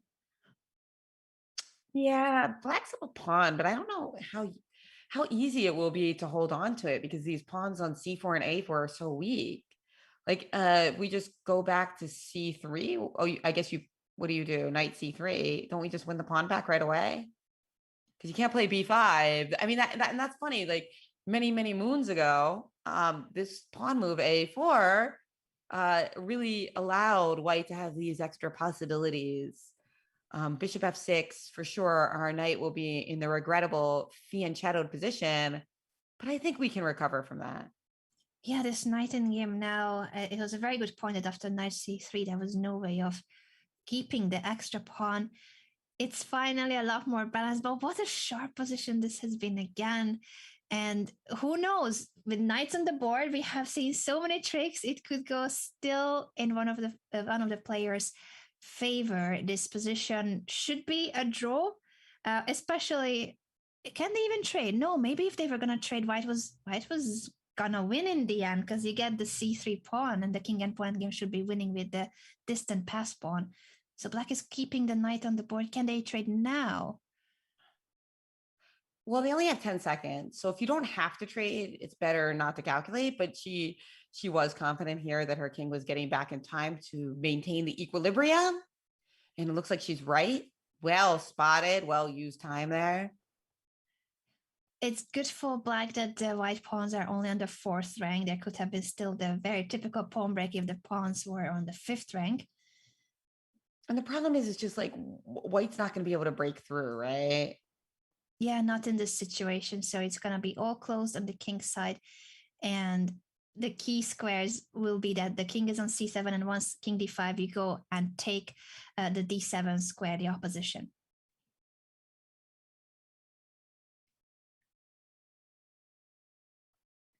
Nicely presented endgame defense here with the triangulation and the key squares for each king. This was such an exciting game, ended in a draw, which means that Katya keeps her lead. But again, we see in every single game, both players having chances. I feel like Harika will get more chances in the remaining 30 minutes. We still have half an hour left of this 3+1 segment, 3 minutes with 1 second increment. And again, she plays e4, knight f6. She got into some serious trouble with this knight e4, bishop g5 time last time. And this exact same line is being repeated, which surprises me because it seemed like Harika was in trouble. But maybe she really felt like she had it under control. Remember, that was the game where she played queen e5 check, kept the queens on the board. Yeah, I feel like she must have it so well analyzed that even though it looks dangerous, she's fully confident that this line holds. And she ended up having a winning position in that game eventually after defending precisely. That's the game where she had checkmate in one and she didn't see it. Yeah, but no, seriously, it was a weird checkmate, guys. So no fault to her for losing that game. Although I will say, from a practical point of view, I was applauding her for winning in an interesting way. But hey, sometimes it's just good to be boring in blitz chess, right?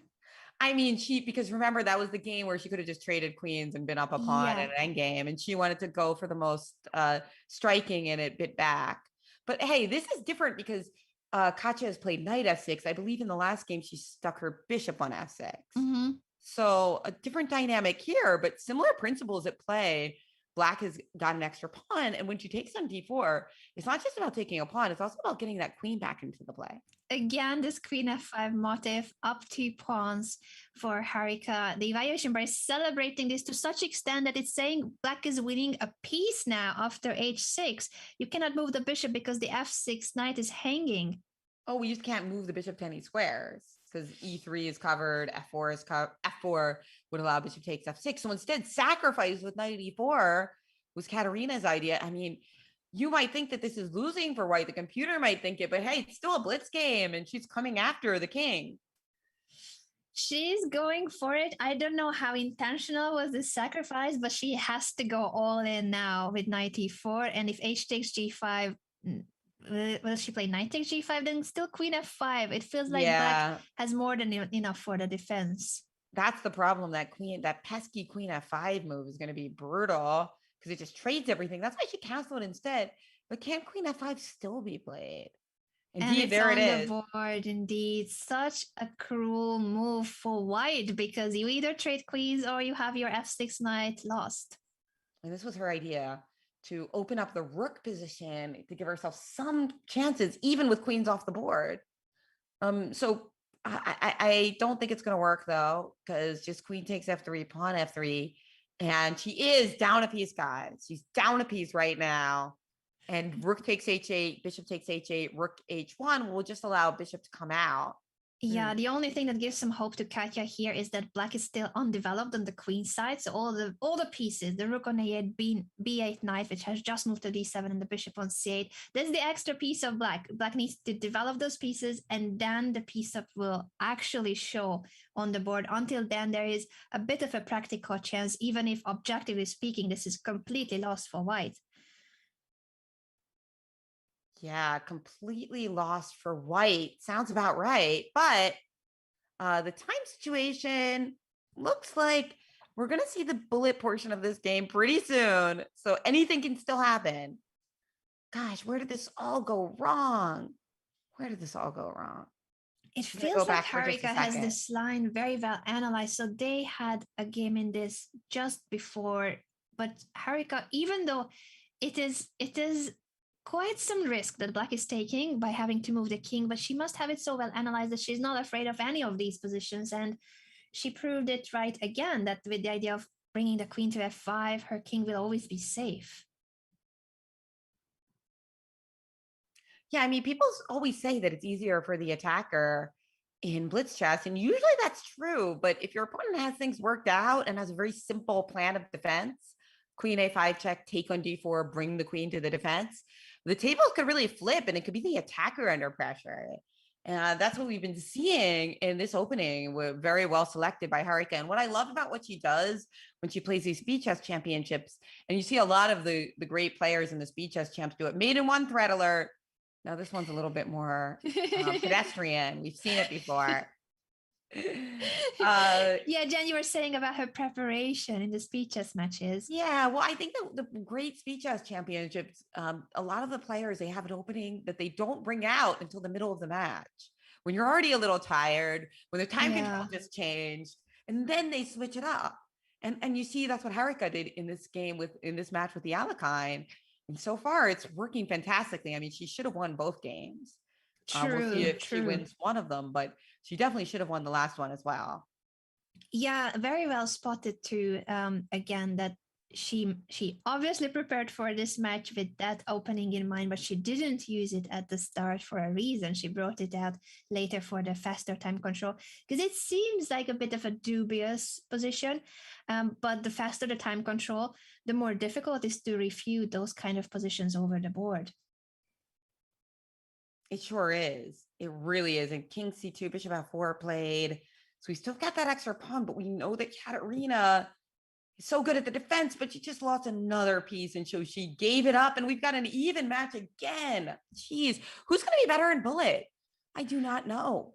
This is going down the wire, Jan, because of these games. First of all, will we see Kateryna going for something else now that she got two bad positions with the white pieces against the Alekhine? Maybe she will switch up which line she chooses against it. She might. Yeah, I think that's a great point. There's so many different lines that you can play against that. So she might just want to go away from that arena as we see a King's Indian game here. Or was it, how did it start? No, it started like in a modern defense in a way. Yeah, it transposed to the modern. It started with d4 and the King's Indian, and then e4 was pushed as well. So we have a very similar structure to what Harika played with the black pieces in the first games. So after e5, if we were to take that pawn, there'd be tactics like knight takes e4. So instead, white just played knight to c4. Yeah, knight to c4 seems like one of the main options here. D takes e5, of course, is always something to consider, but you can't win the pawn here. Knight c4, d5, immediately that center is breaking open, and who will it favor now that everything will be traded? D takes e5, both knights are hanging.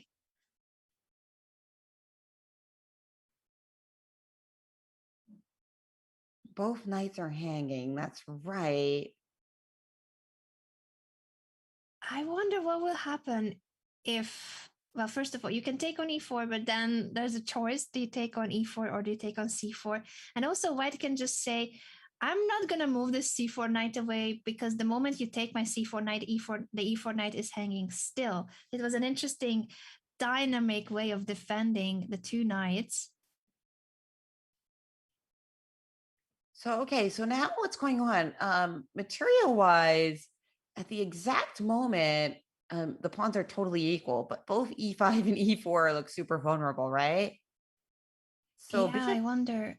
Look at these. Bishop e6 makes perfect sense to develop the pieces, put pressure on the c4 knight, and if knight takes e6, after f takes e6, black does have doubled pawns, but this e5 pawn for white is separated from the rest of the pawn chain. It might become vulnerable.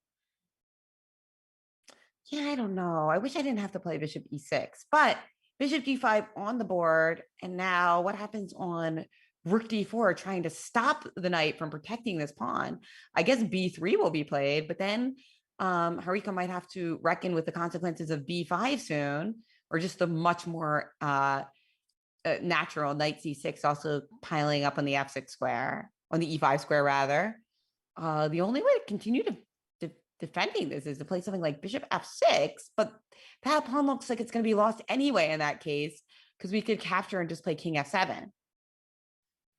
Yeah, it could have been the case. Rook d5. Now 3 of black pieces are attacking the e5 pawn, so it's going to be captured, it's going to be lost. But even then, with black having an extra pawn because of the e-pawns being doubled, it's an advantage that you can't really convert. You cannot create a pass pawn out of those doubled pawns. That's true. That's true. So even if we take on e5, it is not going to be smooth sailing for Kateryna. This has still got a lot of play left, even if she wins that pawn. And there it is. She has taken the pawn. So now we're going to see how Harika intends to get the counterplay back. Well, she just wants to regain the pawn and figures she'll have a slightly better pawn structure, and she can potentially work on that. Indeed. And just a quick shout out to our viewers on YouTube and Twitch. And I am truly a fan of Kitty's comment. I am biased toward chocolate. That is the best comment I have seen on this really obscure conversation in the chat. So I just wanted to mention that we do have a bet. Jen and I have made a prediction. I'm predicting Katya to make it to the final. Jen has predicted Harika to make it to the final. So we do have something huge at stake for which we are rooting for. But other than that, we are trying to give our opinion on what's going on the board. And both players, both of these ladies have done so amazingly. They both would deserve to make it to the final, but only one of us can win chocolate. So Katya for me, Harika for Jen. I am so excited for my special delivery of chocolate bars. I'll send you a selfie of me and Fabian with our like faces like all messy. Jen, I'm winning. We shall see. Again, the match has been so close that I think the one prediction that will for sure come true is that it's going to go so close, maybe until the final bullet game, we will have a tie score. And if it's tied after the last bullet game, we will have extra tiebreakers of bullet chess. I cannot wait. Another mini match. Oh man, there's a really good chance for that because these players are so evenly matched. I mean, I think that Harika against Alexander Kostyuk really showed off some fine bullet skills to kind of turn that match around. But I don't know. I mean, Kateryna is also so good under time pressure. So it's going to be a great match if we see bullet. Looks like this one is going 3-move repetition. I mean, we will see bullet, of course. But if we see an actual bullet tiebreaker on top of that. Yeah, I think it could be the case. There has been very few speed chess matches, not just in the women's speed chess, but overall speed chess matches where a tiebreaker was needed. But this could be one of those occasions because both Katya and Harika have been doing so impressively under serious pressure in difficult situations, being down on time, having sometimes completely lost positions and making a miraculous comeback. This ended in a draw, but what a game again. And we shall see. I think now for this game, with Katya having the white pieces, if she will repeat the same line from which she didn't get a good position, Harika outplayed Katya twice already with the black pieces. That's right. And it seems like it's going in a different direction already, right? Oh, yeah. So you were right that Kateryna decided to change it up a little bit. And here we have a typical situation where this pawn on c4 is under defended, right? Because if we played bishop e2, that would allow, not right away, but at some point bishop f3 and the pawn on c4 would be hanging. So that's the kind of the point of openings like this, that you let white get a big center and then you hit back against it with e5, for instance. E5 is a great move here by Harika, opening up the position before white could castle. Katya has been delaying castling in many of the games. Now after castle, finally white's king is safe too, but black has no issues at all. I'm wondering if there will be any queen trades, or Harika will move the queen away from the d5 to bring the rook to d8. But where to move the queen to? E7, our question has been answered. I'm always worried about knight d5. We put our queen in a square where it can be attacked. Okay, a little in-between move here, bishop f3, so that she can stick her knight on d4. That's the rationale there, because if you try to take on c6, whoops, we got a little switchback tactic. We can take back on c6. Wait, or even bishop takes e2. But either way, it looks like instead of that, white will probably just play bishop f3. Bishop f3 makes perfect sense here, but she is calculating because of the two possible captures, and also bishop to c5 was a third alternative. I don't know if any of them were better than the other. It's just that there was so many tactics in that position. The thing is, bishop c5 looks like it wins something here, right? But not so fast. There's queen g5 threatening checkmate. So that's the reason why Harika is happy in this position. So bishop c5, queen g5, no bueno. Bishop takes f8 would allow queen takes g2 mate. So that skewer not working is problematic indeed for Kateryna, because it means she's just down a pawn, right? What to do? It's a very healthy pawn indeed on e5 that black has. So Harika with a great chance to now take the lead again in the match if she converts this endgame. I like the c6 bishop a lot because of the pressure, Jan, you mentioned on the g2 square. And also it shuts down this open c5 where white has a rook on c1, while the d5 can be used by black's rooks. She might want to try to double rooks on the d5 or bring the other rook to c8 simply. She pushes a6 first so that the pawn will not be hanging. Yeah, this is a tough position. And here we've got some more moves. Sorry about that, guys. So we've got b4 threatening bishop c5 again, potentially in better circumstances, and now a4 to get some counterplay. b5 takes b5, bishop d5, and this is our current position as Harika remains up a pawn and Kateryna searches for counterplay. And this opening, which Harika is getting great positions in the Alekhine. She has been doing so well. Again, her preparation has been incredible, very impressive with the surprise lines that she has prepared for every single speed chess match. And again, this Alekhine defense, which is not the refutation of any opening, but it's the surprise element that makes it so powerful. And it's a dubious position. It's a sharp, risky situation in which she is more at home. She has it very well analyzed. So kudos to her again for the preparation she has done for this match. It's paying off. It has been paying off very, very much with the black pieces, especially. What about, okay, it looks like I look at this expansion. So that's why she played king h7. She wanted to start expanding because, it's not like in a bullet game, your opponent just says, congratulations, you played great in the opening and won a pawn. Here's the point. No. You have to actually win the game. That's the hard part, right?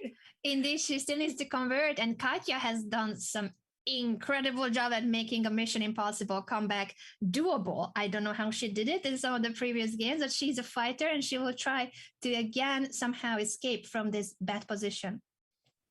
Imagine if bullet chess did work that way. Like when you got a great position, it was just like, oh, you win. Like how different chess would be.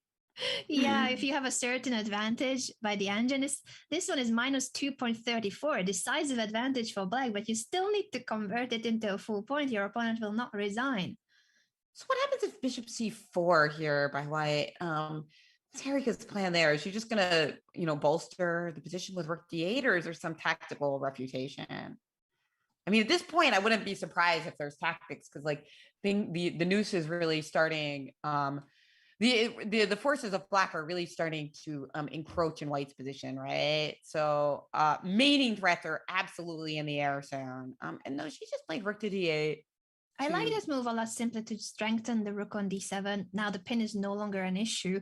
And then she can continue calculating whether it's e3, f3, in which moment is the right choice to push.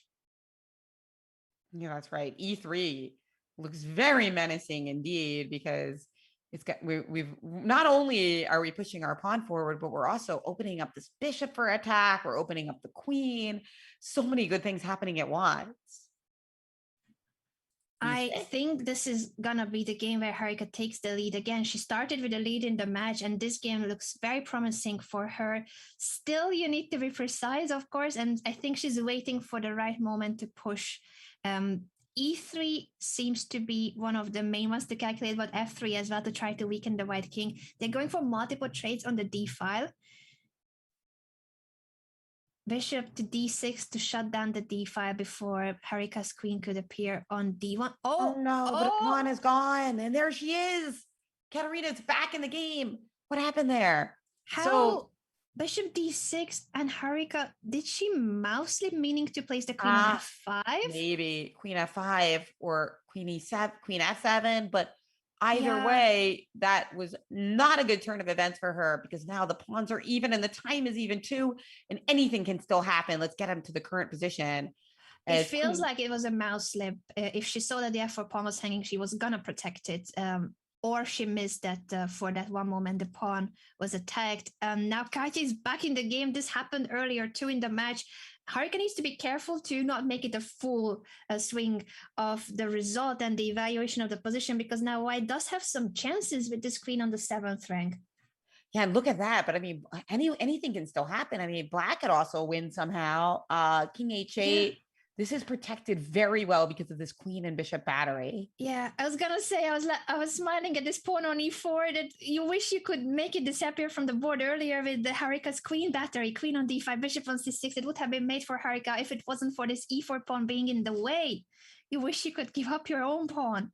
But it looks like both players are trying to win because Yeah, they're both, oh, I'm scared of this move. There's all sorts of little traps. I like the king on h7, queen and they're so f5 low on played. time, 5 seconds for each with a 1 second increment. You can tell White's trying to win because she'll never trade queens after queen e5, but she might have to because Harika just keeps chasing her. Harika knows that if she trades queens, it's probably going to be a draw. 4 seconds left for Kateryna, 5 for Harika.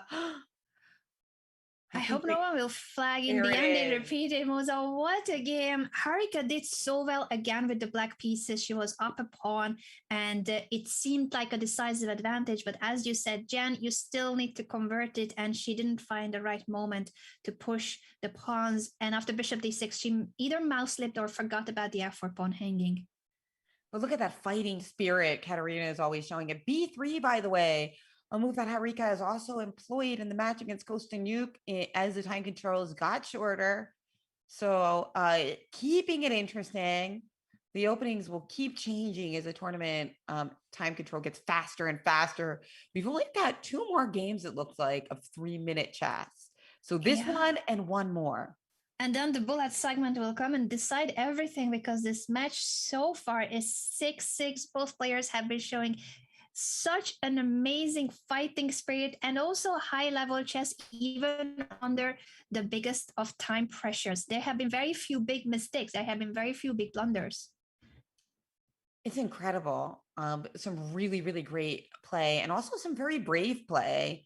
And some of the Twitch chat is pointing out a big clap for not trading queens with 2 seconds on the clock. Yeah, I would have been terrified. I would have grabbed that draw with 2 hands, because if not, maybe you end up blundering a checkmate. That was gonna be my thinking.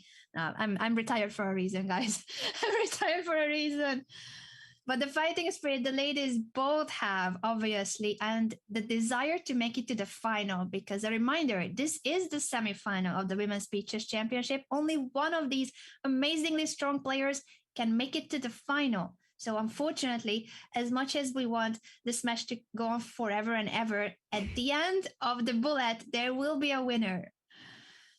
Perpetual women's beach chess match, indeed. Now, I have to ask, Kateryna, which one has a higher bullet rating? I think Harika must, right? I believe she has a higher bullet rating. And, maybe that's a reason why we see Kateryna, really wanting to try to maybe pull ahead by a point in this portion.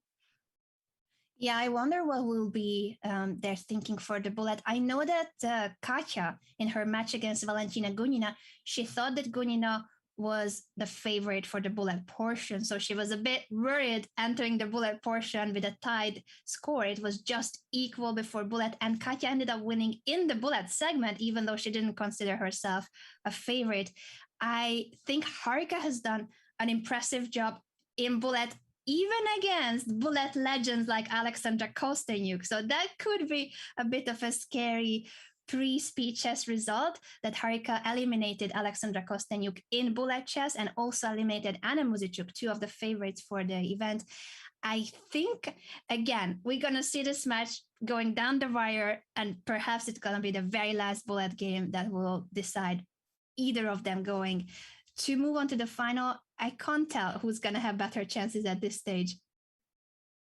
I think they're both excited for it, though. I don't know. I think that Harika will have the edge, actually. But we'll see. We'll see. And that's why I think Kateryna, I think she's really going to try to win. I don't know about this game. This game, she's down a minute on the clock, which is a bit scary. The position itself looks okay. Both sides have chances. There's a weakness here. There's a weakness here. But being down a full minute in a blitz game, it's kind of like being down a pawn, right? I mean, there is a 1 second increment, so that might be a little bit of an exaggeration, but it's almost like being down a pawn. I agree with you that Harika's time management in most of the games have been very impressive. At the same time, Katya fighting back, even almost flagging, and then making a comeback with 0.7 second on the clock. So better time management for Harika, which in bullet will be crucial if she keeps this speed. We shall see whether Katya can also keep up now with this very big time disadvantage. The position, luckily for Black, isn't that sharp. It's not that much to calculate. I guess now she was considering where to move the queen exactly. Queen d6 seems natural to attack the knight on c6 and still guard the e7 pawn. I feel like there is a lot to calculate. I mean, I guess it's maybe as things get traded, there will be a lot less. But right there, it seemed like there was a little bit of a crossroads where we had to make sure we didn't trip. But indeed, it looks like Kateryna Lagno has managed to get out of this unscathed, as she just played rook to a8, and now she's going to win her pawn back because I think b4 is forced, right? Mm-hmm. Or you move the knight and then you move the knight and then rook a1 and rook takes b3, but one way or the other, you have to get back your pawn, right? You do need to. Oh, after king g2, the Jean bar jumps because that knight was never protected. I think Harika was maybe one move ahead of the line. Sometimes in your head, you calculate that, I'm defending the knight, and then she makes a second move of the line. It felt like she just, for a moment, forgot to move the knight away. What happened? She must have thought, did she try to pre-move b4? Wow. I think it wasn't a physical pre-move, but it sometimes happens when you calculate the line, and because in your head you already played the move, you end up making the second or third move of that line on the board. Very rarely, but it happens, and it felt like that was the case because you obviously see the hanging piece. Maybe she was thinking this, yeah. Like what you mean, Anna, was she was looking at this, and then she wanted to play king g2. Yeah. I think that's what must have happened. This is a heartache now for Harika. She still has obviously a very good chance to make a comeback because she has been playing super impressive attacking chess, going for the sacrifices. Even when she's up material, she wants to go for the kill and not just play a pawn up endgame. So I think she has very good chance to make a comeback, but she has to be very strong psychologically too, to just forget about the previous game. She missed checkmating one in an earlier game, and this one was a hanging piece that she forgot to move. So hopefully she can start from a blank page and fight her way back with still 3 minutes to go in the 3+1. This could be our final 3+1 game, and then the bullet chess begins. You got to take with the knight here. I think Harika is totally fine with just having a 1-point disadvantage and trying to win the bullet. Like that, I think would be a fine strategy here. Of course, this endgame, there's chances for both sides. So I'm not saying it's going to be a quick draw or anything. This is the last of the 3-minute games. But I mean, that was a fluke. It happens in blitz chess. Something weird happened. And that is actually kind of exciting for us because I think that this is going to be an even tighter match with Kateryna starting with a 1-point edge in the bullet. Indeed. This is really good. Harika could well be leading with 1 point here. That's how close this match has been, 1 or 2 points even, because she had so many winning chances. At the same time, we also need to give credit to Kateryna for being such a fighter that, yes, she had some really, really difficult and lost positions, but she kept fighting, she kept trying, and you only get lucky if you keep the game going with fighting strong moves. That's right. It is an incredible skill in blitz to keep the game going. Now, speaking of keeping the game going, we know that neither of these women like draws. So, I mean, they like to keep fighting. They love to keep fighting. And I have to say, I feel like Black's position a little bit easier to play in blitz. She does have 2 knights versus 2 bishops. So usually that would be an edge for the bishops. But look at these kind of juicy squares for the knight, like knight b4, which would leave this pawn on c5 vulnerable. This knight is poorly placed. So yeah, I think Harika's gonna maybe go for some pressure here. I think this is a great position for Harika, and maybe it will mean that if she keeps going this way in this endgame, it is not the as big of an advantage as the advantage she had in some of the earlier games, but this is a very long-term positional advantage that she can keep increasing with natural moves, time advantage, positional advantage, and if she wins this game, we got to enter the bullet portion again with an equal score. And look at those two knights. Look at how they're wreaking havoc on the position. They're not easy to play against. Rook It takes seems d5. that this was a blunder because of rook takes d5. Harika plays it immediately. She spots the tactical pattern.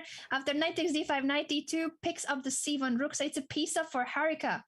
That's right. Rook takes d5 and knight e2. Those knights are so hard to guard against. And that seems really like a just result considering the mouse slip or the slip in the round before. Now, Indeed. do we have another 3-minute game? Yes, because Kateryna resigned with 32 seconds to go. So we get to see a final blitz game with 3+1 being the time control, 3-minute, 1 second increment. What a match. That is telling, Anna. I think it's quite clear Kateryna thinks that she has a better chance in 3 minutes than 1 minute. Because otherwise she could have just played a few more moves out, right? Yeah, if she really wanted the bullet portion, she could have kept that game going. You lose the game still, but there wouldn't have been another blitz game. Even though she gets the black pieces in this game, she still wants a chance in a longer time control, which I think indicates that she believes she's a small underdog in the bullet. Of course. So this is really interesting where that strategy of the clock kind of comes into the players' heads, right? Yeah. To the question, is stalling allowed? I wouldn't call it stalling. It's not like you have checkmating one on the board and you don't resign and you wait for your time to run out. It was a fighting position where you can still continue. Obviously, lost position, but who tells you when you have to resign? It's different if it's checkmate on the board and then you wait. But time is part of the game, the overall timer. And Kateryna does seem to consider Harika the favorite in bullet chess. I agree with you, Jen, that this is what it signals. But let's see if she can make this position interesting. It's completely tied match, 7-7. C4 has just been played by Harika. I mean, I think that this is like a typical position that we've seen in something similar in another game in the match, as it looks like Harika is kind of shifting towards ready type positions, starting with b3. In this case, she started with knight f3. I don't know. Who do you prefer in these positions? I like the bishops of Harika here, the double Phi and Kato, and this bishop now on d4. White also is ahead in development. Queen a5, pointing out that this a3 knight was not protected, and also after knight b5, I guess black was going to continue with a6, chasing the knight further away. So Kateryna ends up finishing development, but the bar is showing quite some advantage for white. I wonder if there's anything concrete now with tactics. The d5 pawn is taken, the e2 pawn is also hanging. There's knight c4 coming if black doesn't stop that knight jump. So she did not take back on d5. Instead, she played bishop e2. Now we have rook e1 and what's going on? Rook c8, little in between move. Queen b2. Now the bishop is hanging because of both the queen and the rook e7. So you're just going to take on e7, and then there's going to be a pin here. And then it's not, that's going to be the problem here, right? Yeah, Harika's position is crushing after the e7 pawn is gone. Indeed, Jen, it's not just the extra pawn and the d passed pawn, but also the long diagonal. It's going to be even more material that Harika can win. It seems that this previous comeback, she doesn't even take on e7, but pushes this is beautiful.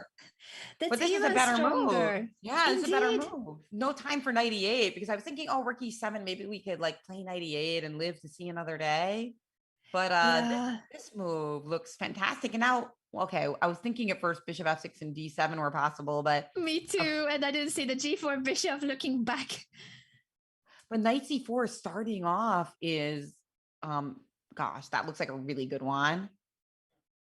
Queen a6. She keeps going with killer moves. Knight to c4 to continue improving white's pieces. Now takes on e7.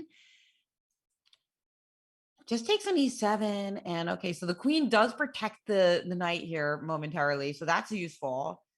But long term, it's not going to help. Because we could also, what can we do here? Well, if we take Knight on f6 needs right to away, bishop go. takes f6 hits our queen. So we don't want to do that. So knight a3 with the idea of knight d5, looking for knight takes d5, bishop g7. And then there will be mating ideas was Harika's choice. Okay. So she loses the pawn temporarily, but what's going to happen after knight d5? This is the main question. After knight d5 is still rook trade, and this f6 knight is hanging. So Kateryna takes on d5, allows the capture of the g7 bishop. Now white has a very strong control of the dark squares, and it seems that again after bishop e6 the position is completely winning, because how do you prevent checkmate if this bishop goes to h6 or h8? The diagonal is so vulnerable. Well, I guess you have to play f6, but then this hangs. And then it doesn't hang right away because there is queen takes e6, but just bishop f6. That's what Harika plays. F6, yeah. Very simple and strong. Okay, let's see how she finishes this off, guys. Can she put her bishop back to h8? Now that there's no f pawn blocking anymore. Bishop d5 probably was winning with rook e8 check, but she just plays bishop d4, which was gotta be sufficient as well. What a game this has been. It's the power of the dark squared bishop. Now that black is lacking that fianchetto bishop, the g7 bishop is gone, and that makes the king so vulnerable. Bishop e5, queen e6. Kateryna continuing to hold on for dear life. Nice move, queen d2, attacking this, but also attacking queen h6. Okay, Kateryna is still trying, obviously, to hold things together. And so far, she has done a good job preventing all the checkmate patterns. Will she manage to block this one on f6? But the c6 bishop is a loose piece. That's right. And she lost on time as queen h8 was threatened. What a game. Harika takes a lead going into the bullet portion after an absolute roller coaster of a 3-minute match. She had to tie the score first and then even ends up winning a second game in a row, taking a full point lead going into the bullet portion. And if Katya considers Harika the favorite for the bullet, this is gonna be a very exciting and a difficult battle. We will show you guys this final game, some of the key details of this final game, and then the bullet portion will start after a short break. So don't go anywhere. Harika Dronavalli is in the lead against Kateryna Lagno, but Katya is a 3 times World Blitz champion. Will that help in bullet, or is Harika truly the favorite? We shall see soon.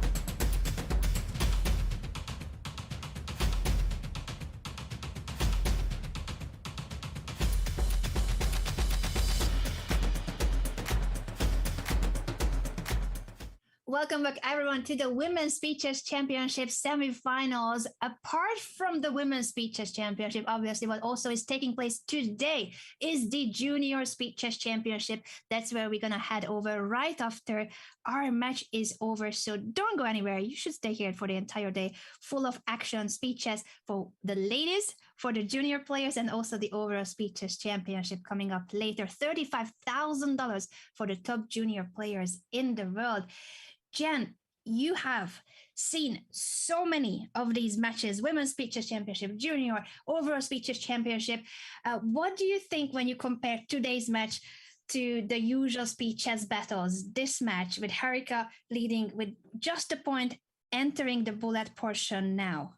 Well, the game is underway, Anna, and I guess I would say that this is one of the closest ones I've ever called. I mean, most of the match, they've been tied as we enter E4 knight c6 opening. So again, Harika keeping it different, keeping it constantly moving that ball as Kateryna, who loves to attack, looked like she's gearing to go queenside.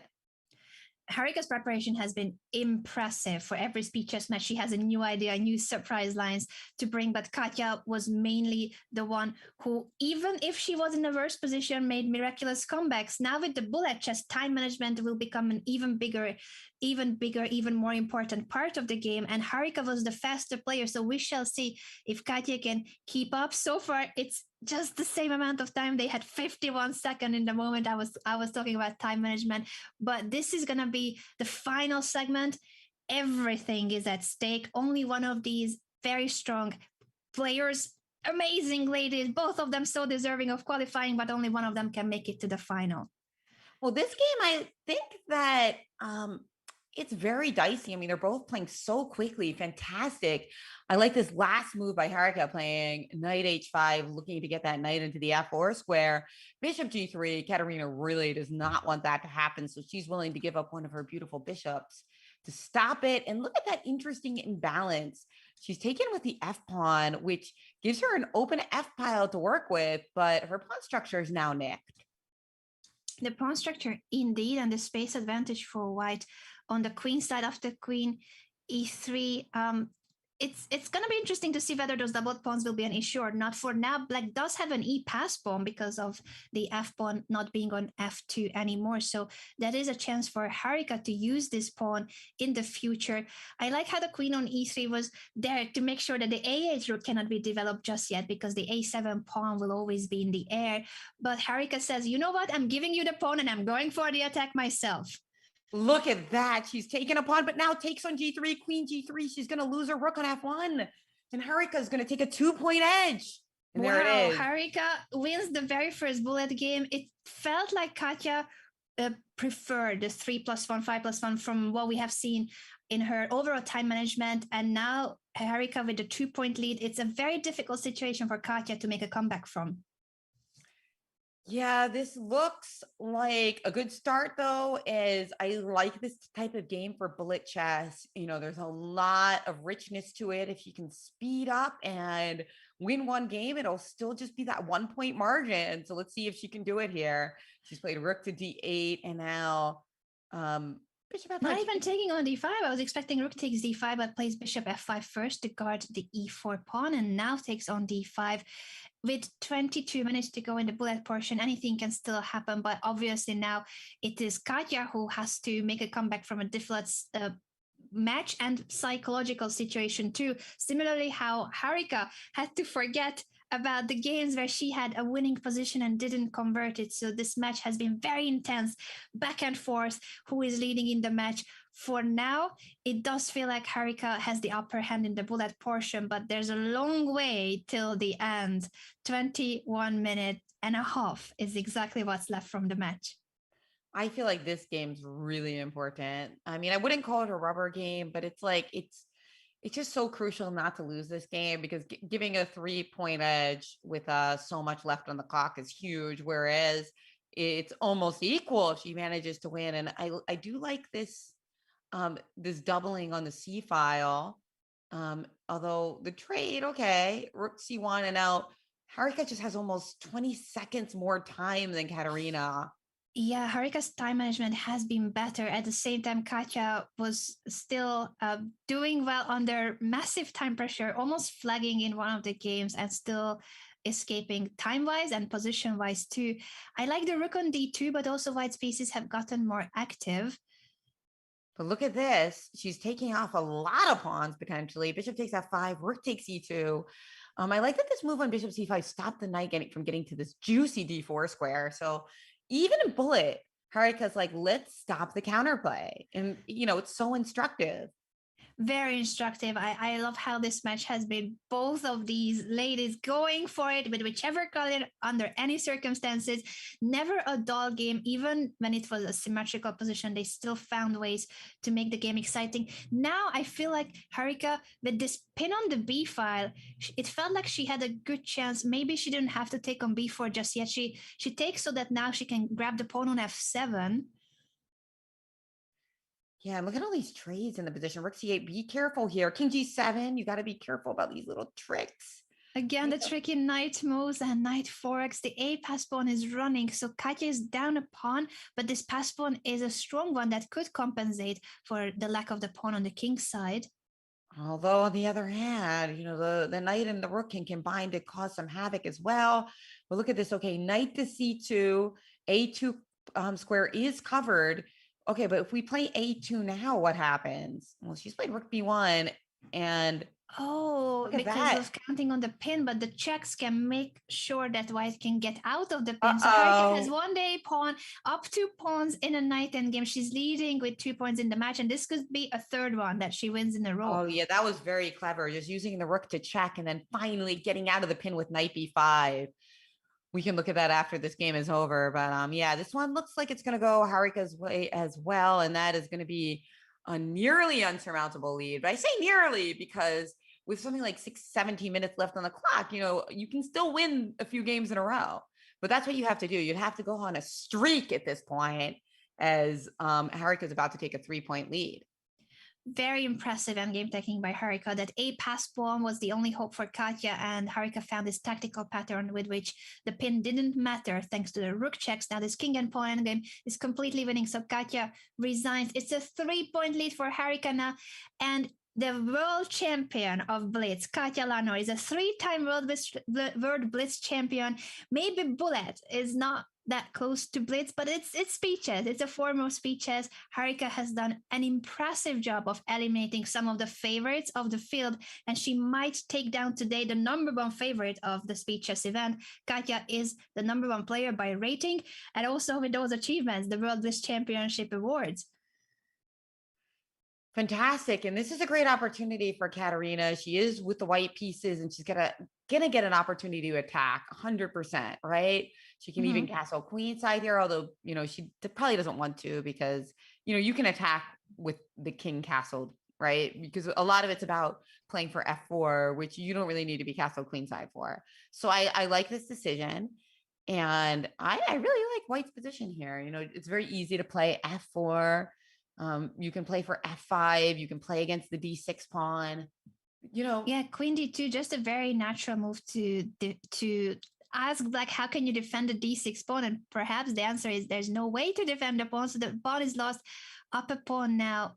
Again, this funny trade of pieces. That c3 knight was taken for the c5 knight. It feels like Katya could make a comeback in this game if the tendency goes as it seems so far. It's equal material, but white's pieces are a lot more active, staring, those two bishops staring at the black king and also the f7 point. Oh, bishop d6 though may right. have been a blunder. Yeah, bishop a6 was a nice find for Harika because it forced that pawn to c4, which allowed her bishop out. So now she seems to be doing fine again. Not that she's winning. Both players still have chances here.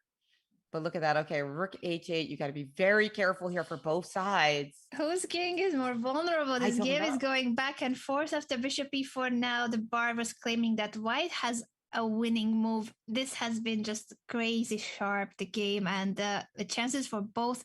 I feel like now if white gets to push f6. Oh, but she doesn't. She plays king f4. Now she plays f6. Okay. And yet, how do we break through here? What about G5 check here? You can't take because of bishop E3. Okay, but instead bishop to D7. Okay. And now bishop E4 looking to potentially play bishop D5, which would be a nice move to get in. And she did get it in. Can Kateryna keep the match alive? Can she? She's trying her very best. With the pawn on f6, there's always a threat of even checkmate patterns. It's an endgame with no queens, but because of the f6 pawn, there can be checkmate patterns depending on where the rooks are placed. So far, Harika is doing a great job defending, and yet it's such a tough position after the trade on e6. And now rook coming to the 8th rank. This is suddenly those situations where the g5 pawn drops, also rook g7, rook takes f7 is a threat. And look at that king so safe on d5. Surprisingly, there is a bishop e3 check threat, but there was rook h2. And look at that. It's mating. Rook h3, rook takes h3, checkmate. Harika thinking for a little bit as the clock ticks down. We've got about 14 minutes left, and she'll still be up by 2 points. She'll still be up by 2 points, but this is a loss that I think was difficult for her to take, and she was just taking some time to recover psychologically, to get ready morally for the next game, because as soon as you resign, the next game kicks in. I think she just needed a few seconds to, take a deep breath. This game is gone, but I'm still leading in the match. Yeah, that's exactly what happened. Hey, it's part of the rules.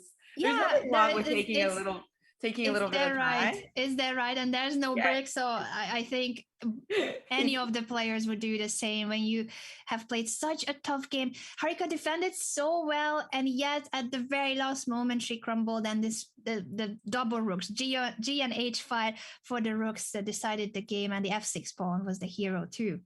And I agree with you though, Anna. I actually have noticed, I think in this match, that when Harika loses a game, a lot of times there was a break after it, or at least once, and she played really well after. So actually what you say about like stopping momentum in bullet is extremely important. Like if you can take a little bit of a rest after your opponent wins, it's really good, because momentum is a killer force. And look at it. Speaking of momentum, I mean, Kateryna hasn't been getting that great positions with black, but all of a sudden, right after winning, she has this beautiful 2 bishops, supported knight. So even the very best players in the world are immune to what seems like this kind of random force of momentum. And will Kateryna be able to make it a 1-point match? Let's see. Well, how would you continue here? I want to get this rook into the game too. It will be great to get the A8 rook into the game indeed. And if this long diagonal black can use, so far the F3 knight is well guarded with the D2 knight and the G2 bishop, but in the future there could be tactical patterns. E4, Harika is trying to open up the E5, but that is a pawn sacrifice unless she can somehow take advantage of this pin on the E file. So she has taken that pawn, and now knight G1 threatening F3. Ooh, the computer doesn't like it. Why not? It doesn't like it because of knight takes F2 that wins material. You need to take that knight, and then the E1 rook is hanging. Will it be played? Rook takes D2 instead. This is still winning after rook takes E4. They trade queens. So there were a lot of ways to get a good position there as black, actually. It looks like this one was quite smart as well, as she's got an extra, how many pawns? 2 pawns. Extra 2 pawns and the bishop too, very powerful here. Yeah, that was a little dizzying as there were so many possibilities. Okay, so but now white getting some counterplay now. Rook takes H7 in the air. Okay, rook to F7 played. Okay, now it's all about the technique. Can we just play C2? Because you can't play rook takes F6. Well, she's played rook C4, which looks brilliant as well. Rook takes C4, pawn C4, rook F6, C2, and you can't stop that pawn. This is a great move. It's a beautiful move by Kateryna to block the C5 with the double pawns, and now the C pawn will be promoting. Harika is still trying to create counter chances with the rooks on the 7th and the potential perpetual, but the bishop on B2 is a key piece here so that there are no follow-up checks. There it is. Kateryna's going to make this a 1-point match, guys. As she has now up an entire queen on the board. It will probably be played out to checkmate, as we still have that 1-point lead by Harika. Yeah, now of course it also is for the overall time of the match. Harika will play this game on so that they have less time. At the moment, there's 11 minutes left of the match, and checkmate on the board. So this is a 1 point lead now. Harika had a 3 point lead. Katya has made a huge comeback, winning the last two games. Can she win a third one in a row with this momentum that she has gained? 2 points in a row by Kateryna. Can't you do it for a third time? As again, we always see Harika twisting up the opening as she plays one of these e4 b6 lines. Now the idea is that this bishop on d3 is incredibly strong, and that's why we see Harika playing these weird looking queen c8 moves, because she wants to trade that bishop, and she did achieve that, which is a major achievement with this pawn structure, right? It is. It does look like a French defense, even if it's not how it started. Getting rid of the light square bishop is crucial. At the same time, it took quite some time for black to carry out this maneuver. So white it has more space and has more active pieces too. Will be ahead of development if white castles or h4. Not even castling, just wanting to bring the rook through h3 to g3, possibly that rook lift. Oh, looking for a little rook lift, and there it is. Fourth rank as well. Very perhaps even better because now you can also go to f4 and attack f7 in the future. I love it. Love it. And it's amazing that this is just a 1 minute game and they're playing so well. I mean, these are not only, these great players are not only memorizing opening theory and preparing openings, but also they have this kind of like database of strategic patterns and ideas. So you see some seriously high level stuff, even though it's 1 minute chess. Yeah, they play so much better in bullet chess than I could ever do in classical chess, and that shows the difference. These are the two strongest, the top two female players, not the number one, number two, but among the very best of the best. Katya is the number one by Blitz rating, and Harika, I believe, currently is number 14, but she took down two of the favorites of the event, Alexandra Kostenyuk and Anna Muzichuk, to qualify to the semifinals. So even if not by rating, but by performance, she is among the favorites now to qualify to the final and maybe even win it. Who knows if she continues like this? Yeah, because online blitz is different. There are different skills to it. And Harika mentioned in one of the post-game interviews that she was actually 2800 plus on chess.com before.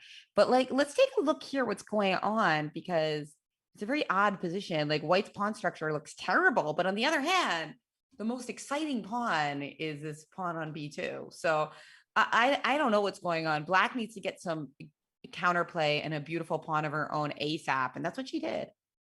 She's trying, but the b pass pawn is running too fast for now. The b8 square is guarded by all of black's pieces, but we shall see white can bring more. The knight now heading toward a6 or c6. Will the bishop also make it to a7 and try to undermine the blockade? I think you can. I think that's exactly what you can do, but take this pawn first. That was very clever of her. Bishop c5. What's that move? Let's see. Oh, to go knight e7 and knight c8? Well, it doesn't matter anymore because now it's on a7 and king g2 stops the pawn from queening, and she just picks up the piece on b8. Okay, king h1, timeout to stop a queen. Kateryna's about to make this a tied match, guys.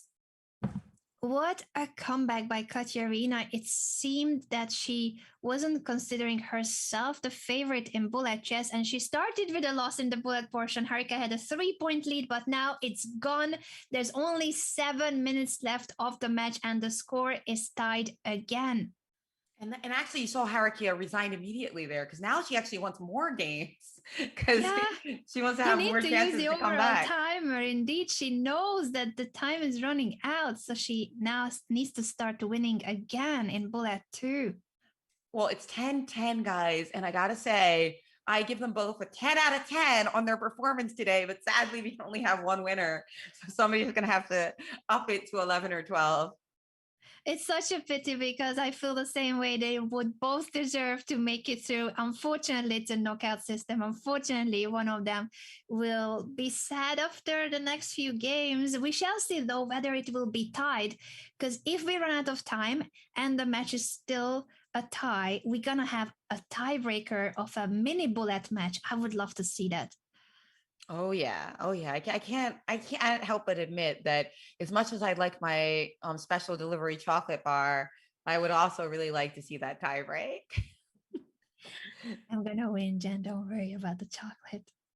So let's see, 50 seconds here, a big 10-second edge here for Harika. That really matters. And I like her position too. It's a little easier to play in bullet because she's got that extra space advantage. And now we see her doubling up the rooks.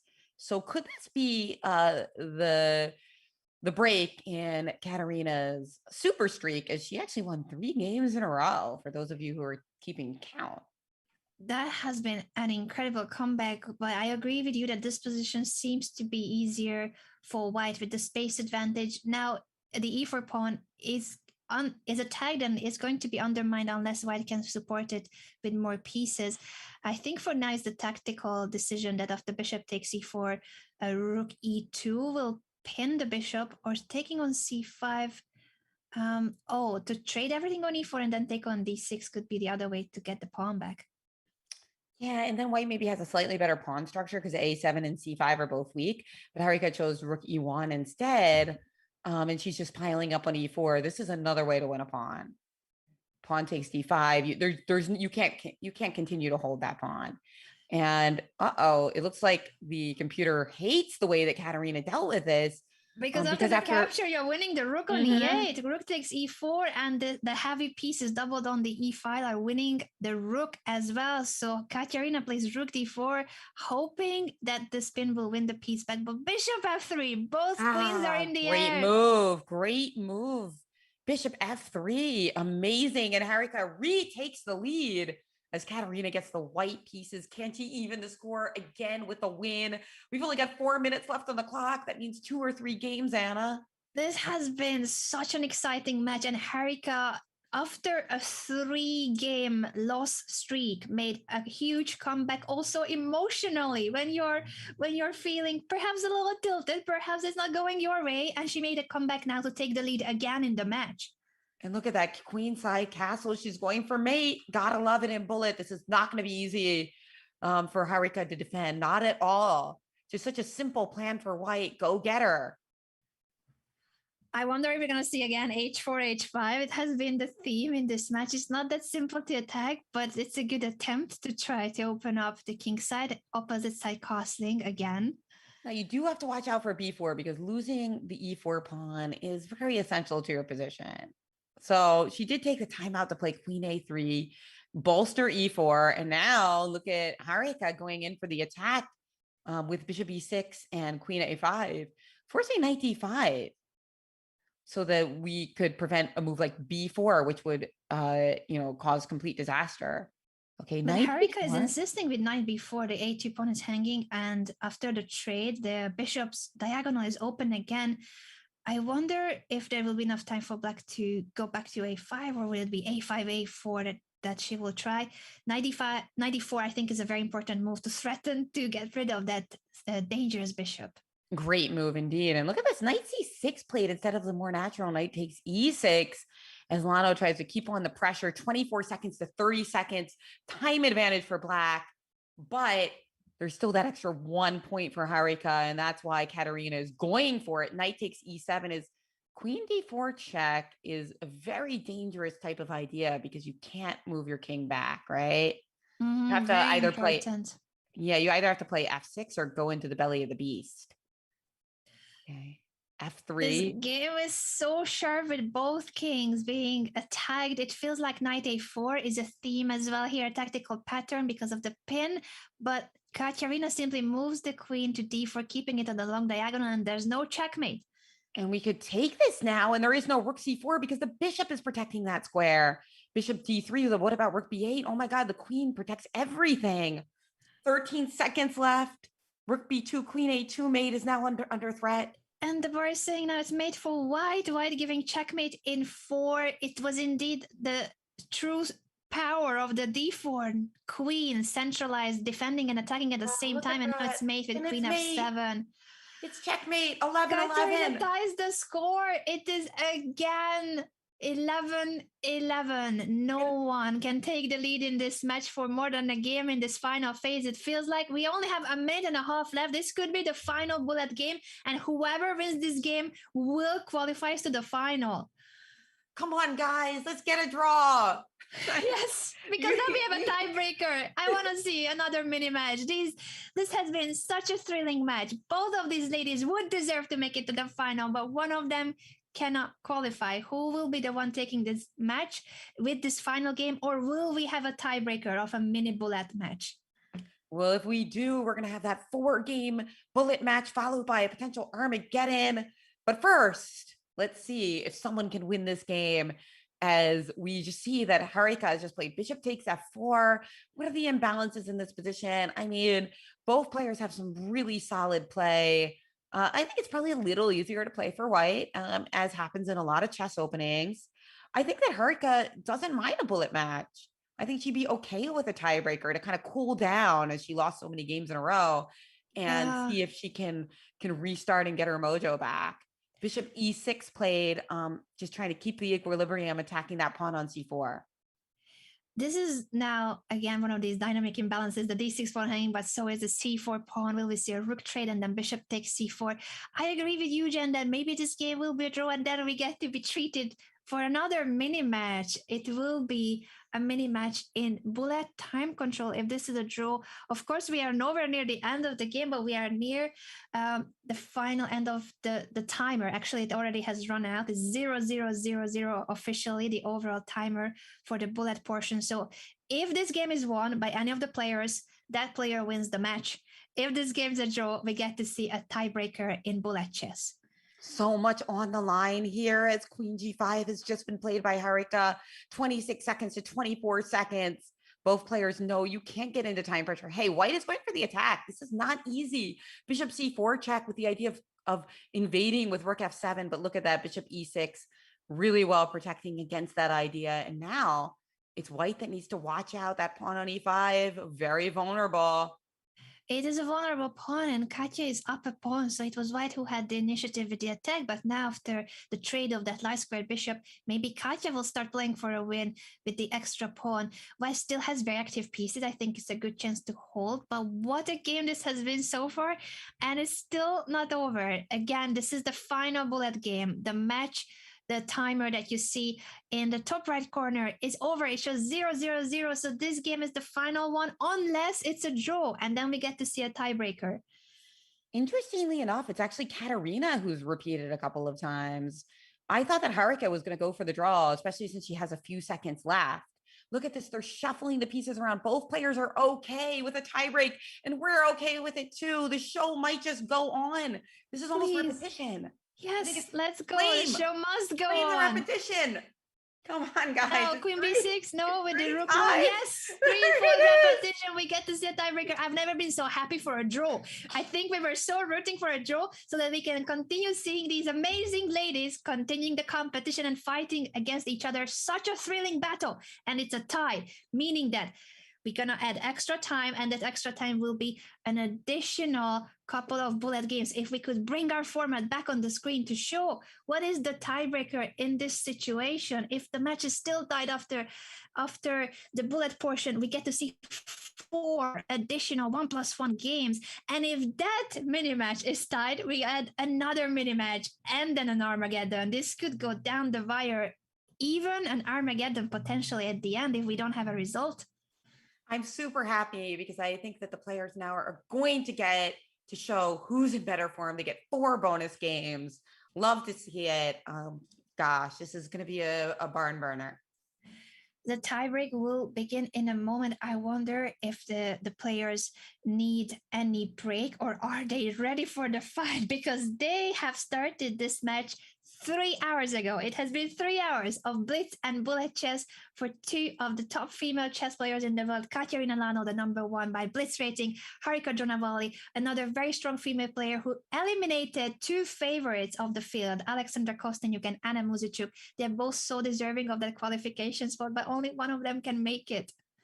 It's amazing. And yeah, I agree. A lot of the people in the chat are saying like that game, there could have been one error and either Kateryna or Harika could have advanced. But now they get to play 4 games. So the chances of it being the player who is in better form in those 4 games is higher, and they always get a chance to come back from a mistake.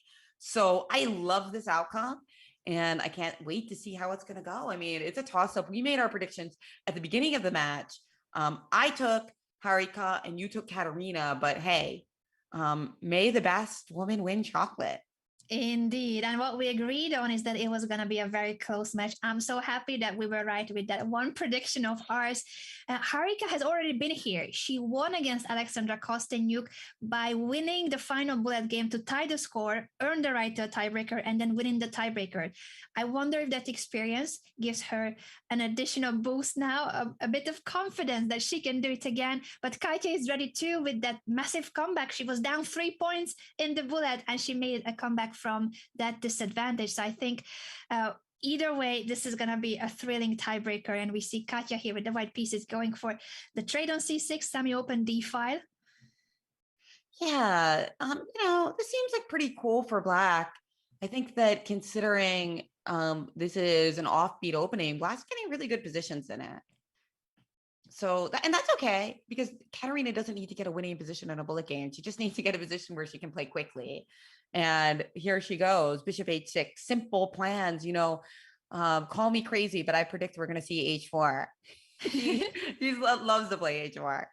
Most likely. And at the same time, Harika's position is so solid. I love that you can bring more of the heavy pieces now to the open c5, queen b6. I think this is a situation where, yes, there could be some trickery against the black king. I like h4, h5 as a suggestion and try to attack. But I believe that Harika has a very solid position. She could trade rooks on the c5, bring the other rook 2 to c8, and enter an endgame. And so we have a bunch of trades here. Rook c1, and Black now has played e5. Okay, so suggesting that she's gearing up. I thought she was maybe gearing up to play f5, but instead she does go for the trade. And this is now, according to our evaluation board, a 0-0-0, but I feel like because of the bullet chess time control and the knight being on the board, there can still be tactical patterns here and there. That's right. I mean, you got to watch out for that f4 move, taking advantage of this pin. But, you can always bolster it with the queen. Knight f1 played. Okay. She's looking to occupy that very critical d5 square, or guard it at least. I like this d5 square for the knight. At the same time, Harika is ready to trade the bishop on d5 for the knight, so it's not going to have the knight outpost. Exactly. Good point. And also, Harika's also up 10 seconds on the clock, so she has to be very careful here. Oh, what? Whoa. Oh, no, this was missed. Oh, no. This was a huge miss by Katya. She pushed d4, not realizing that that was guarded by the queen as well. So it's not a trade, it's a pawn fork, and she lost the piece. I think it might have been a pre-move, actually. You think so? Maybe we can go back after this game is over. I mean, look at this king f3, and she just wasn't expecting queen f6, and she played d4. That's what I think. Maybe. Yeah. Either pre-moved it physically or she pre-moved it in her head. That sometimes happens too. With only 2 seconds on the clock, she blundered in the end with that semi-pre-move or pre-move on the board. And there it is. And now Harika is rounding up the game as she's threatening queen g2 mate. There are no more checks for white, and white does resign. And we get into our second game here with Harika taking an early lead. Taking an early lead, but Kateryna has made a comeback from a bigger disadvantage. So I'm sure that she will try to recall that moment of the match, and she will still believe that with 3 games to go, she can do it. Again, the tiebreaker is 4 games of bullet chess. Harika Dronavalli with a 1-point lead, but there will be 3 more games at least. Right. Yeah. Well, two, right? Yeah. But this one, sorry, I didn't explain it well enough. This game and 2 more, overall 3 games. And if there will be a tie, if Katya makes a comeback, we could see even more games with another mini match of bullet chess. Yeah, that's right. People were asking about that in the chat. If this is tied after 4 games, we play an additional 2 1-minute games, and only then going to Armageddon. So, hey, clear your afternoon. Certainly, don't go anywhere because this match has been a thriller. Both of these ladies fighting so well, very deserving of qualification, but it's a cruel system, a knockout system where only one of them can qualify to Saturday's final. It is. I know. It's cruel, but it's the way it has to be. Only one woman can stand the top of the women's speed chess championships at the end. Let's see now what's going to happen with the knight on b4 that's being attacked by both the rook and the queen of white. a5 to support the knight, but that means the b6 pawn is now vulnerable. That's right. You can just take it right away. Or play rook takes b4 because after queen takes b4, it's 2 pieces for the rook. Oh, and those are good. The 2 pieces are juicy in the middle game. Well, I don't know if would you call this a middle game or an end game? I guess it's still in middle game, but one more pair of pieces traded and it's going to look more like an end game. I agree with you that with one more trade, it will be more of an end game, and it's a close one because white does have the edge when it comes to 2 minor pieces versus the rook, and black doesn't have a pawn. Usually it's a rook and pawn, and that's equal in value as 2 minor pieces. And just when I said it, the pawn was taken on c4, so officially it is equal material, but I still feel like the minor pieces here could be better if you get to activate them. Yeah, and that's exactly what Harika's trying to do. She's trying to get that knight a strong position on d4. Can she play knight d4? I was Yeah, wondering.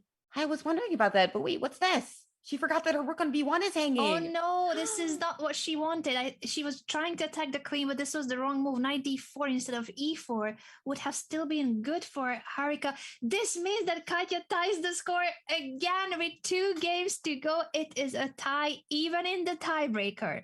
A tie in the tiebreaker. Oh God. Here we go again in this perk defense. What will Kateryna try this time? She's putting her bishop on e2. I like that better. I didn't like having the bishop on d3. The bishop gets so dead on d3, right?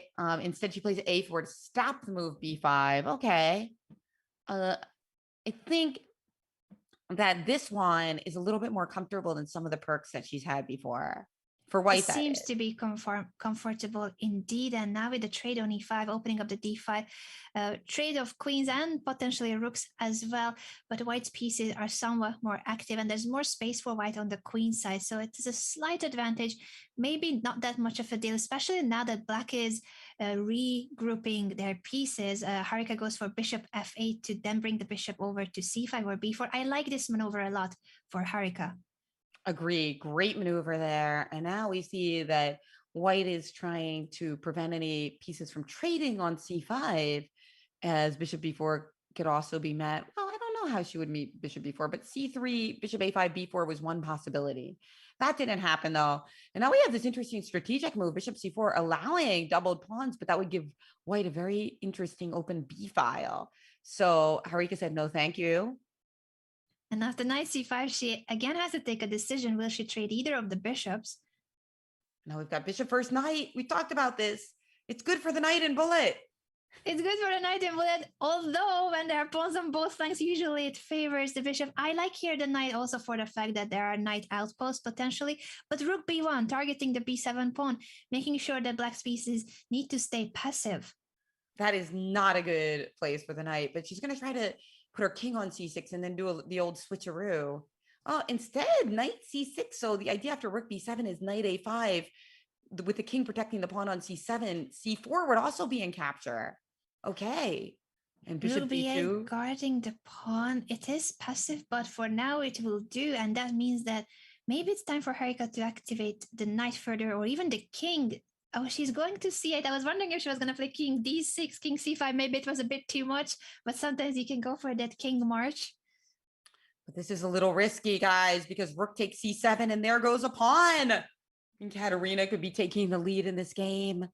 Can she convert that pawn? And Harika does have an extra 10 seconds and the ever tricky knight. As she goes for a counterplay here. Yeah, the counterplay must come now through the b5, but it's going to be more difficult for Harika after she lost this pawn on c7. I think she was defending very well for a long time, but you have to keep playing very precise under heavy time pressure. It's still a good chance, though, in the rook endgame because of the time situation, because of rook endgames oftentimes being possible to draw even with a pawn down, but I'm afraid the c5 pawn here is too strong. It's an advanced pass pawn. You can perhaps even give up the c2 pawn, but just keep pushing the c pawn after you take on b4. Yes, and look at that. She just played G4, trying to slow things down when the black rook gets counterplay. So C6 here. Okay. And what's the calculation after rook B3 check? Huh. Oh, it feels like black can continue repeating the checks because the king cannot make it to C7. The king on D8 is stopping the white king. So suddenly it's again equal, but with Oh no. precise play. I guess king D6 shouldn't have been allowed because now the white king is too active again.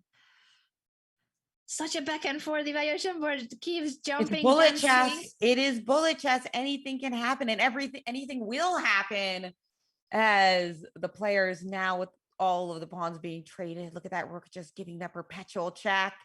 It looks like we're going into the rubber game. Oh boy, this is it. Me.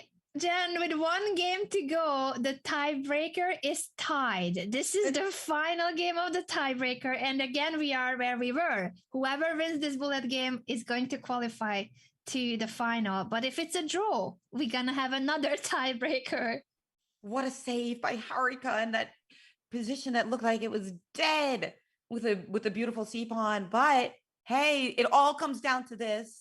Kateryna wins, she goes to the final. Harika wins, she goes to the final, or the viewers win and we get 2 more games. So no matter what, knight D5 has been played. Okay, queen just goes back to D8.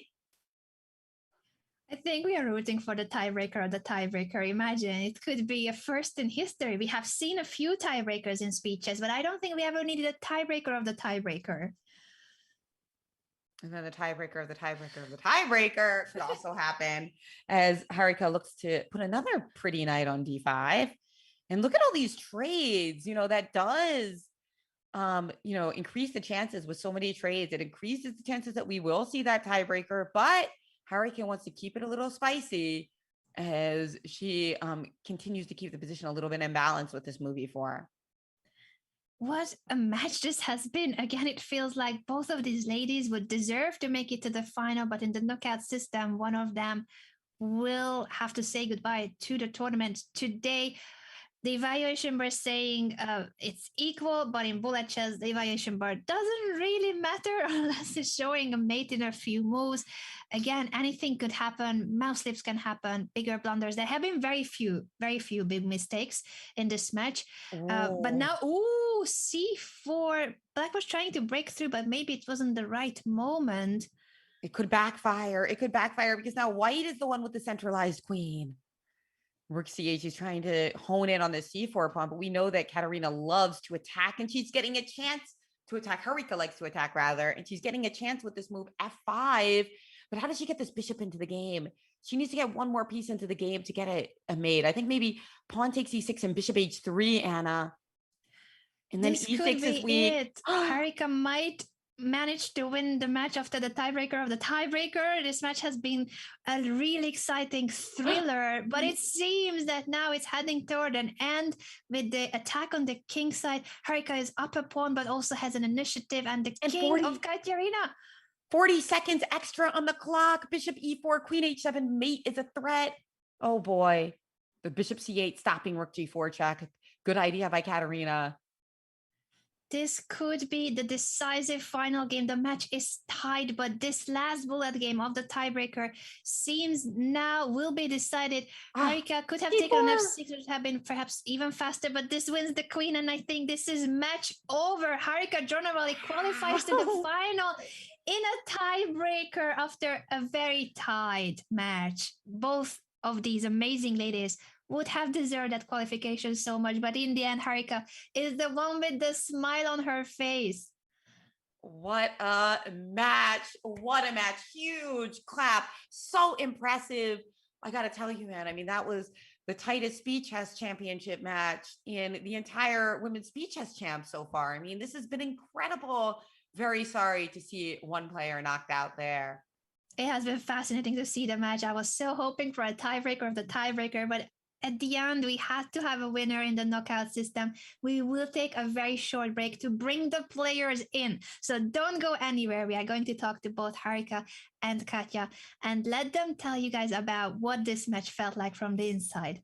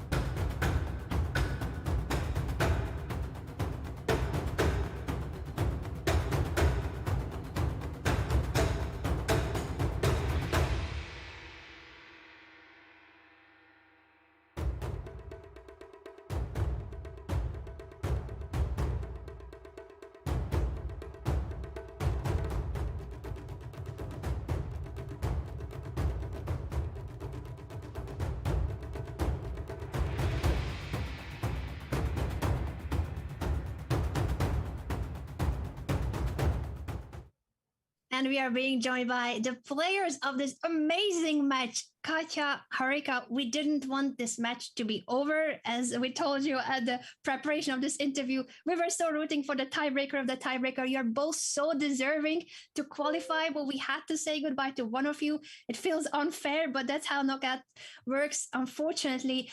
Katya, I would like to ask you first, since we will need to say goodbye to you. How did you feel about this match overall? And did you think you had a chance for this amazing comeback in the bullet when Harika was leading with 3 points? Well, I think I made a huge mistake in the last game that I didn't continue to play it. I had to play it. I was a pawn up, and somehow I started to repeat the moves, and and I couldn't stop. So that's where I here I lost, I think, my good chance to win, because it was the last game and I was a pawn up in a safe position. So I was not happy about it. But okay, I didn't see the plan, but at least I could move something and then to to see, yes, to try at least. But well, okay, it's a bullet game and everything can happen. And I think that today Harika shows better than me. So. Well, Harika, it was a dazzling match. What kind of is most memorable for you after this like roller coaster of a day? To be frank, I started feeling a little bit pressure after, like, when I started having lead. I think somewhere I lost the position and feel of the positions. I was just trying to play and defend, and I think that was my major mistake. Before that, I made some blunders. I missed, but then I came back, so it was all okay. But I think it was like once I started feeling that if I lose this match, I would lose, like, the whole match.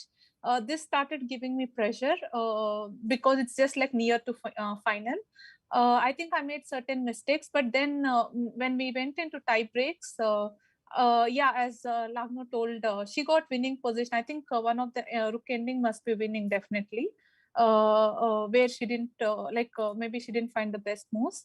So I think that was the crucial moment. Once I could save that position, I played in like at least better mood and just try to play best chess. Once you lose the fear, you just try to concentrate on the game. So it was very tough match.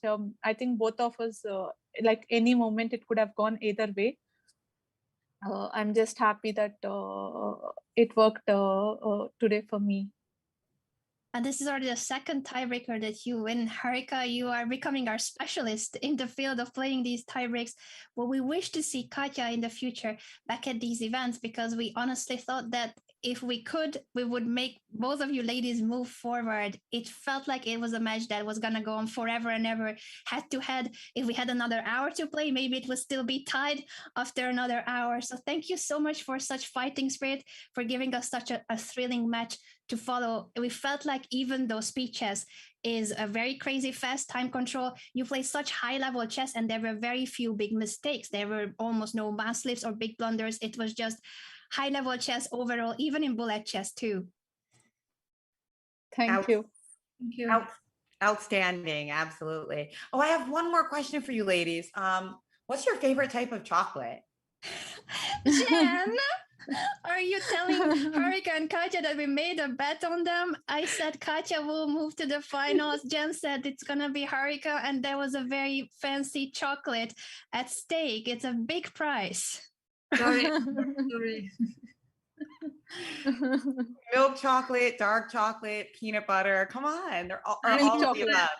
You mean online time control or? No, chocolate. Ah, okay.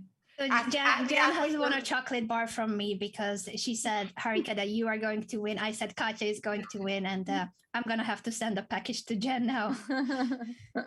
Yeah. Yeah, but as for the time control, Katya, we are interested in that. Are you more in favor of the bullet or the 5-minute? What do you prefer? Well, I'm not. Of course, it's not bullet, and well, it's not. It's also not 5+1. So I mean, online it's a bit different. When you play over the board, I would say 3+2. is my favorite. But online, well, I really don't know. For sure, it's not bullet, but probably it's 5+1 when I have some more time to think. Because with this mouse, you know, you want to make a move faster and it doesn't help you. So, well, I don't feel so much that this I didn't feel today good this time. 3+1 time control. So probably today, yes, today I would prefer 5+1. Harika, do you have a preference? And also another question to you: will you be watching tomorrow's semifinal between Hu Yifan and Lei Tingjie? The winner of that match will be your opponent in the final. I don't have any favorite exactly. Like Lagno told, I think 3+2 over the board is fun to play. But here it's actually like when I went from 5+1 to 3+1, I forgot the time. When I was like, I think better in Alec, and then I saw I was like having 12 seconds because I completely forgot I was playing 3+1. So there is no preference exactly. And about semifinals tomorrow, I don't think I'll watch. I don't have any opponent in mind. I just want whoever best plays well tomorrow to win and come. My point is just to play my best as possible on the board. So I don't think so much about others. Well, We you wish guys you did the best of luck for that, Jen. Sorry, I didn't mean to cut you there. No, it's totally fine. I was just going to say they did a great job of showing us great chess and all time controls. It was an incredible show. Thank you guys very much for the thrills and spills, and especially the thrills. And good luck to Harika, and thank you, Katya. Thank you so much to both of you for the match. Good luck, Harika. Thank you. Bye. What a match this has been. I feel like we really deserve that tiebreaker of the tiebreaker. So that it would go on forever and ever, but it cannot be the case. It is a knockout stage, and Harika Dronavalli is in the final to play for the $20,000 first prize against either Hu Yifan or Lei Tingjie. This match will take place tomorrow. I'll be here tomorrow hosting the show, and I believe, Jen, I will have you back on the broadcast for the final match. That's right. That'll be on Saturday, bright and early for those of you who are in the United States like me. And in the afternoon, I think it's probably going to be around 7:30 PT. Or 4:30 PT rather. So that's going to be super exciting. Love to work with you, Anna. And, big shout out to the Twitch and YouTube chat. You guys have been so awesome today. I think you really brought in the tie break with all of your energy. So absolutely. Thank you so much to our audiences on YouTube and Twitch, and obviously to Chess.com and FIDE for hosting such a top event online for the strongest female chess players. There's so much at stake. $20,000 for the winner, and Harika is one step closer to it. But the show must go on, and the Junior Speed Chess Championship is already underway. So don't go anywhere, guys. This match has finished. Tomorrow, the show continues for the Women's Speed Chess Championship with the other semifinal match, Hu Yifan Lei Tingjie. But today, we continue now with the Junior Speed Chess Championship as well for a prize fund of $38,000. Jen, this has been an absolute pleasure. We are showing the schedule for one last time, and we cannot sign off for now. But Jen and I will be back on Saturday, and tomorrow make sure to follow the semifinals again. I'm rambling at this stage. It's very hot here, but I'm gonna start thinking of which chocolate to send to you, Jen. You deserve it. Thank you, everyone. Thank you, Anna. And thank you, Harika and Chess.com, FIDE, Vic, our producer. We'll see you guys tomorrow, but stick around for the Junior Speed Chess Chance.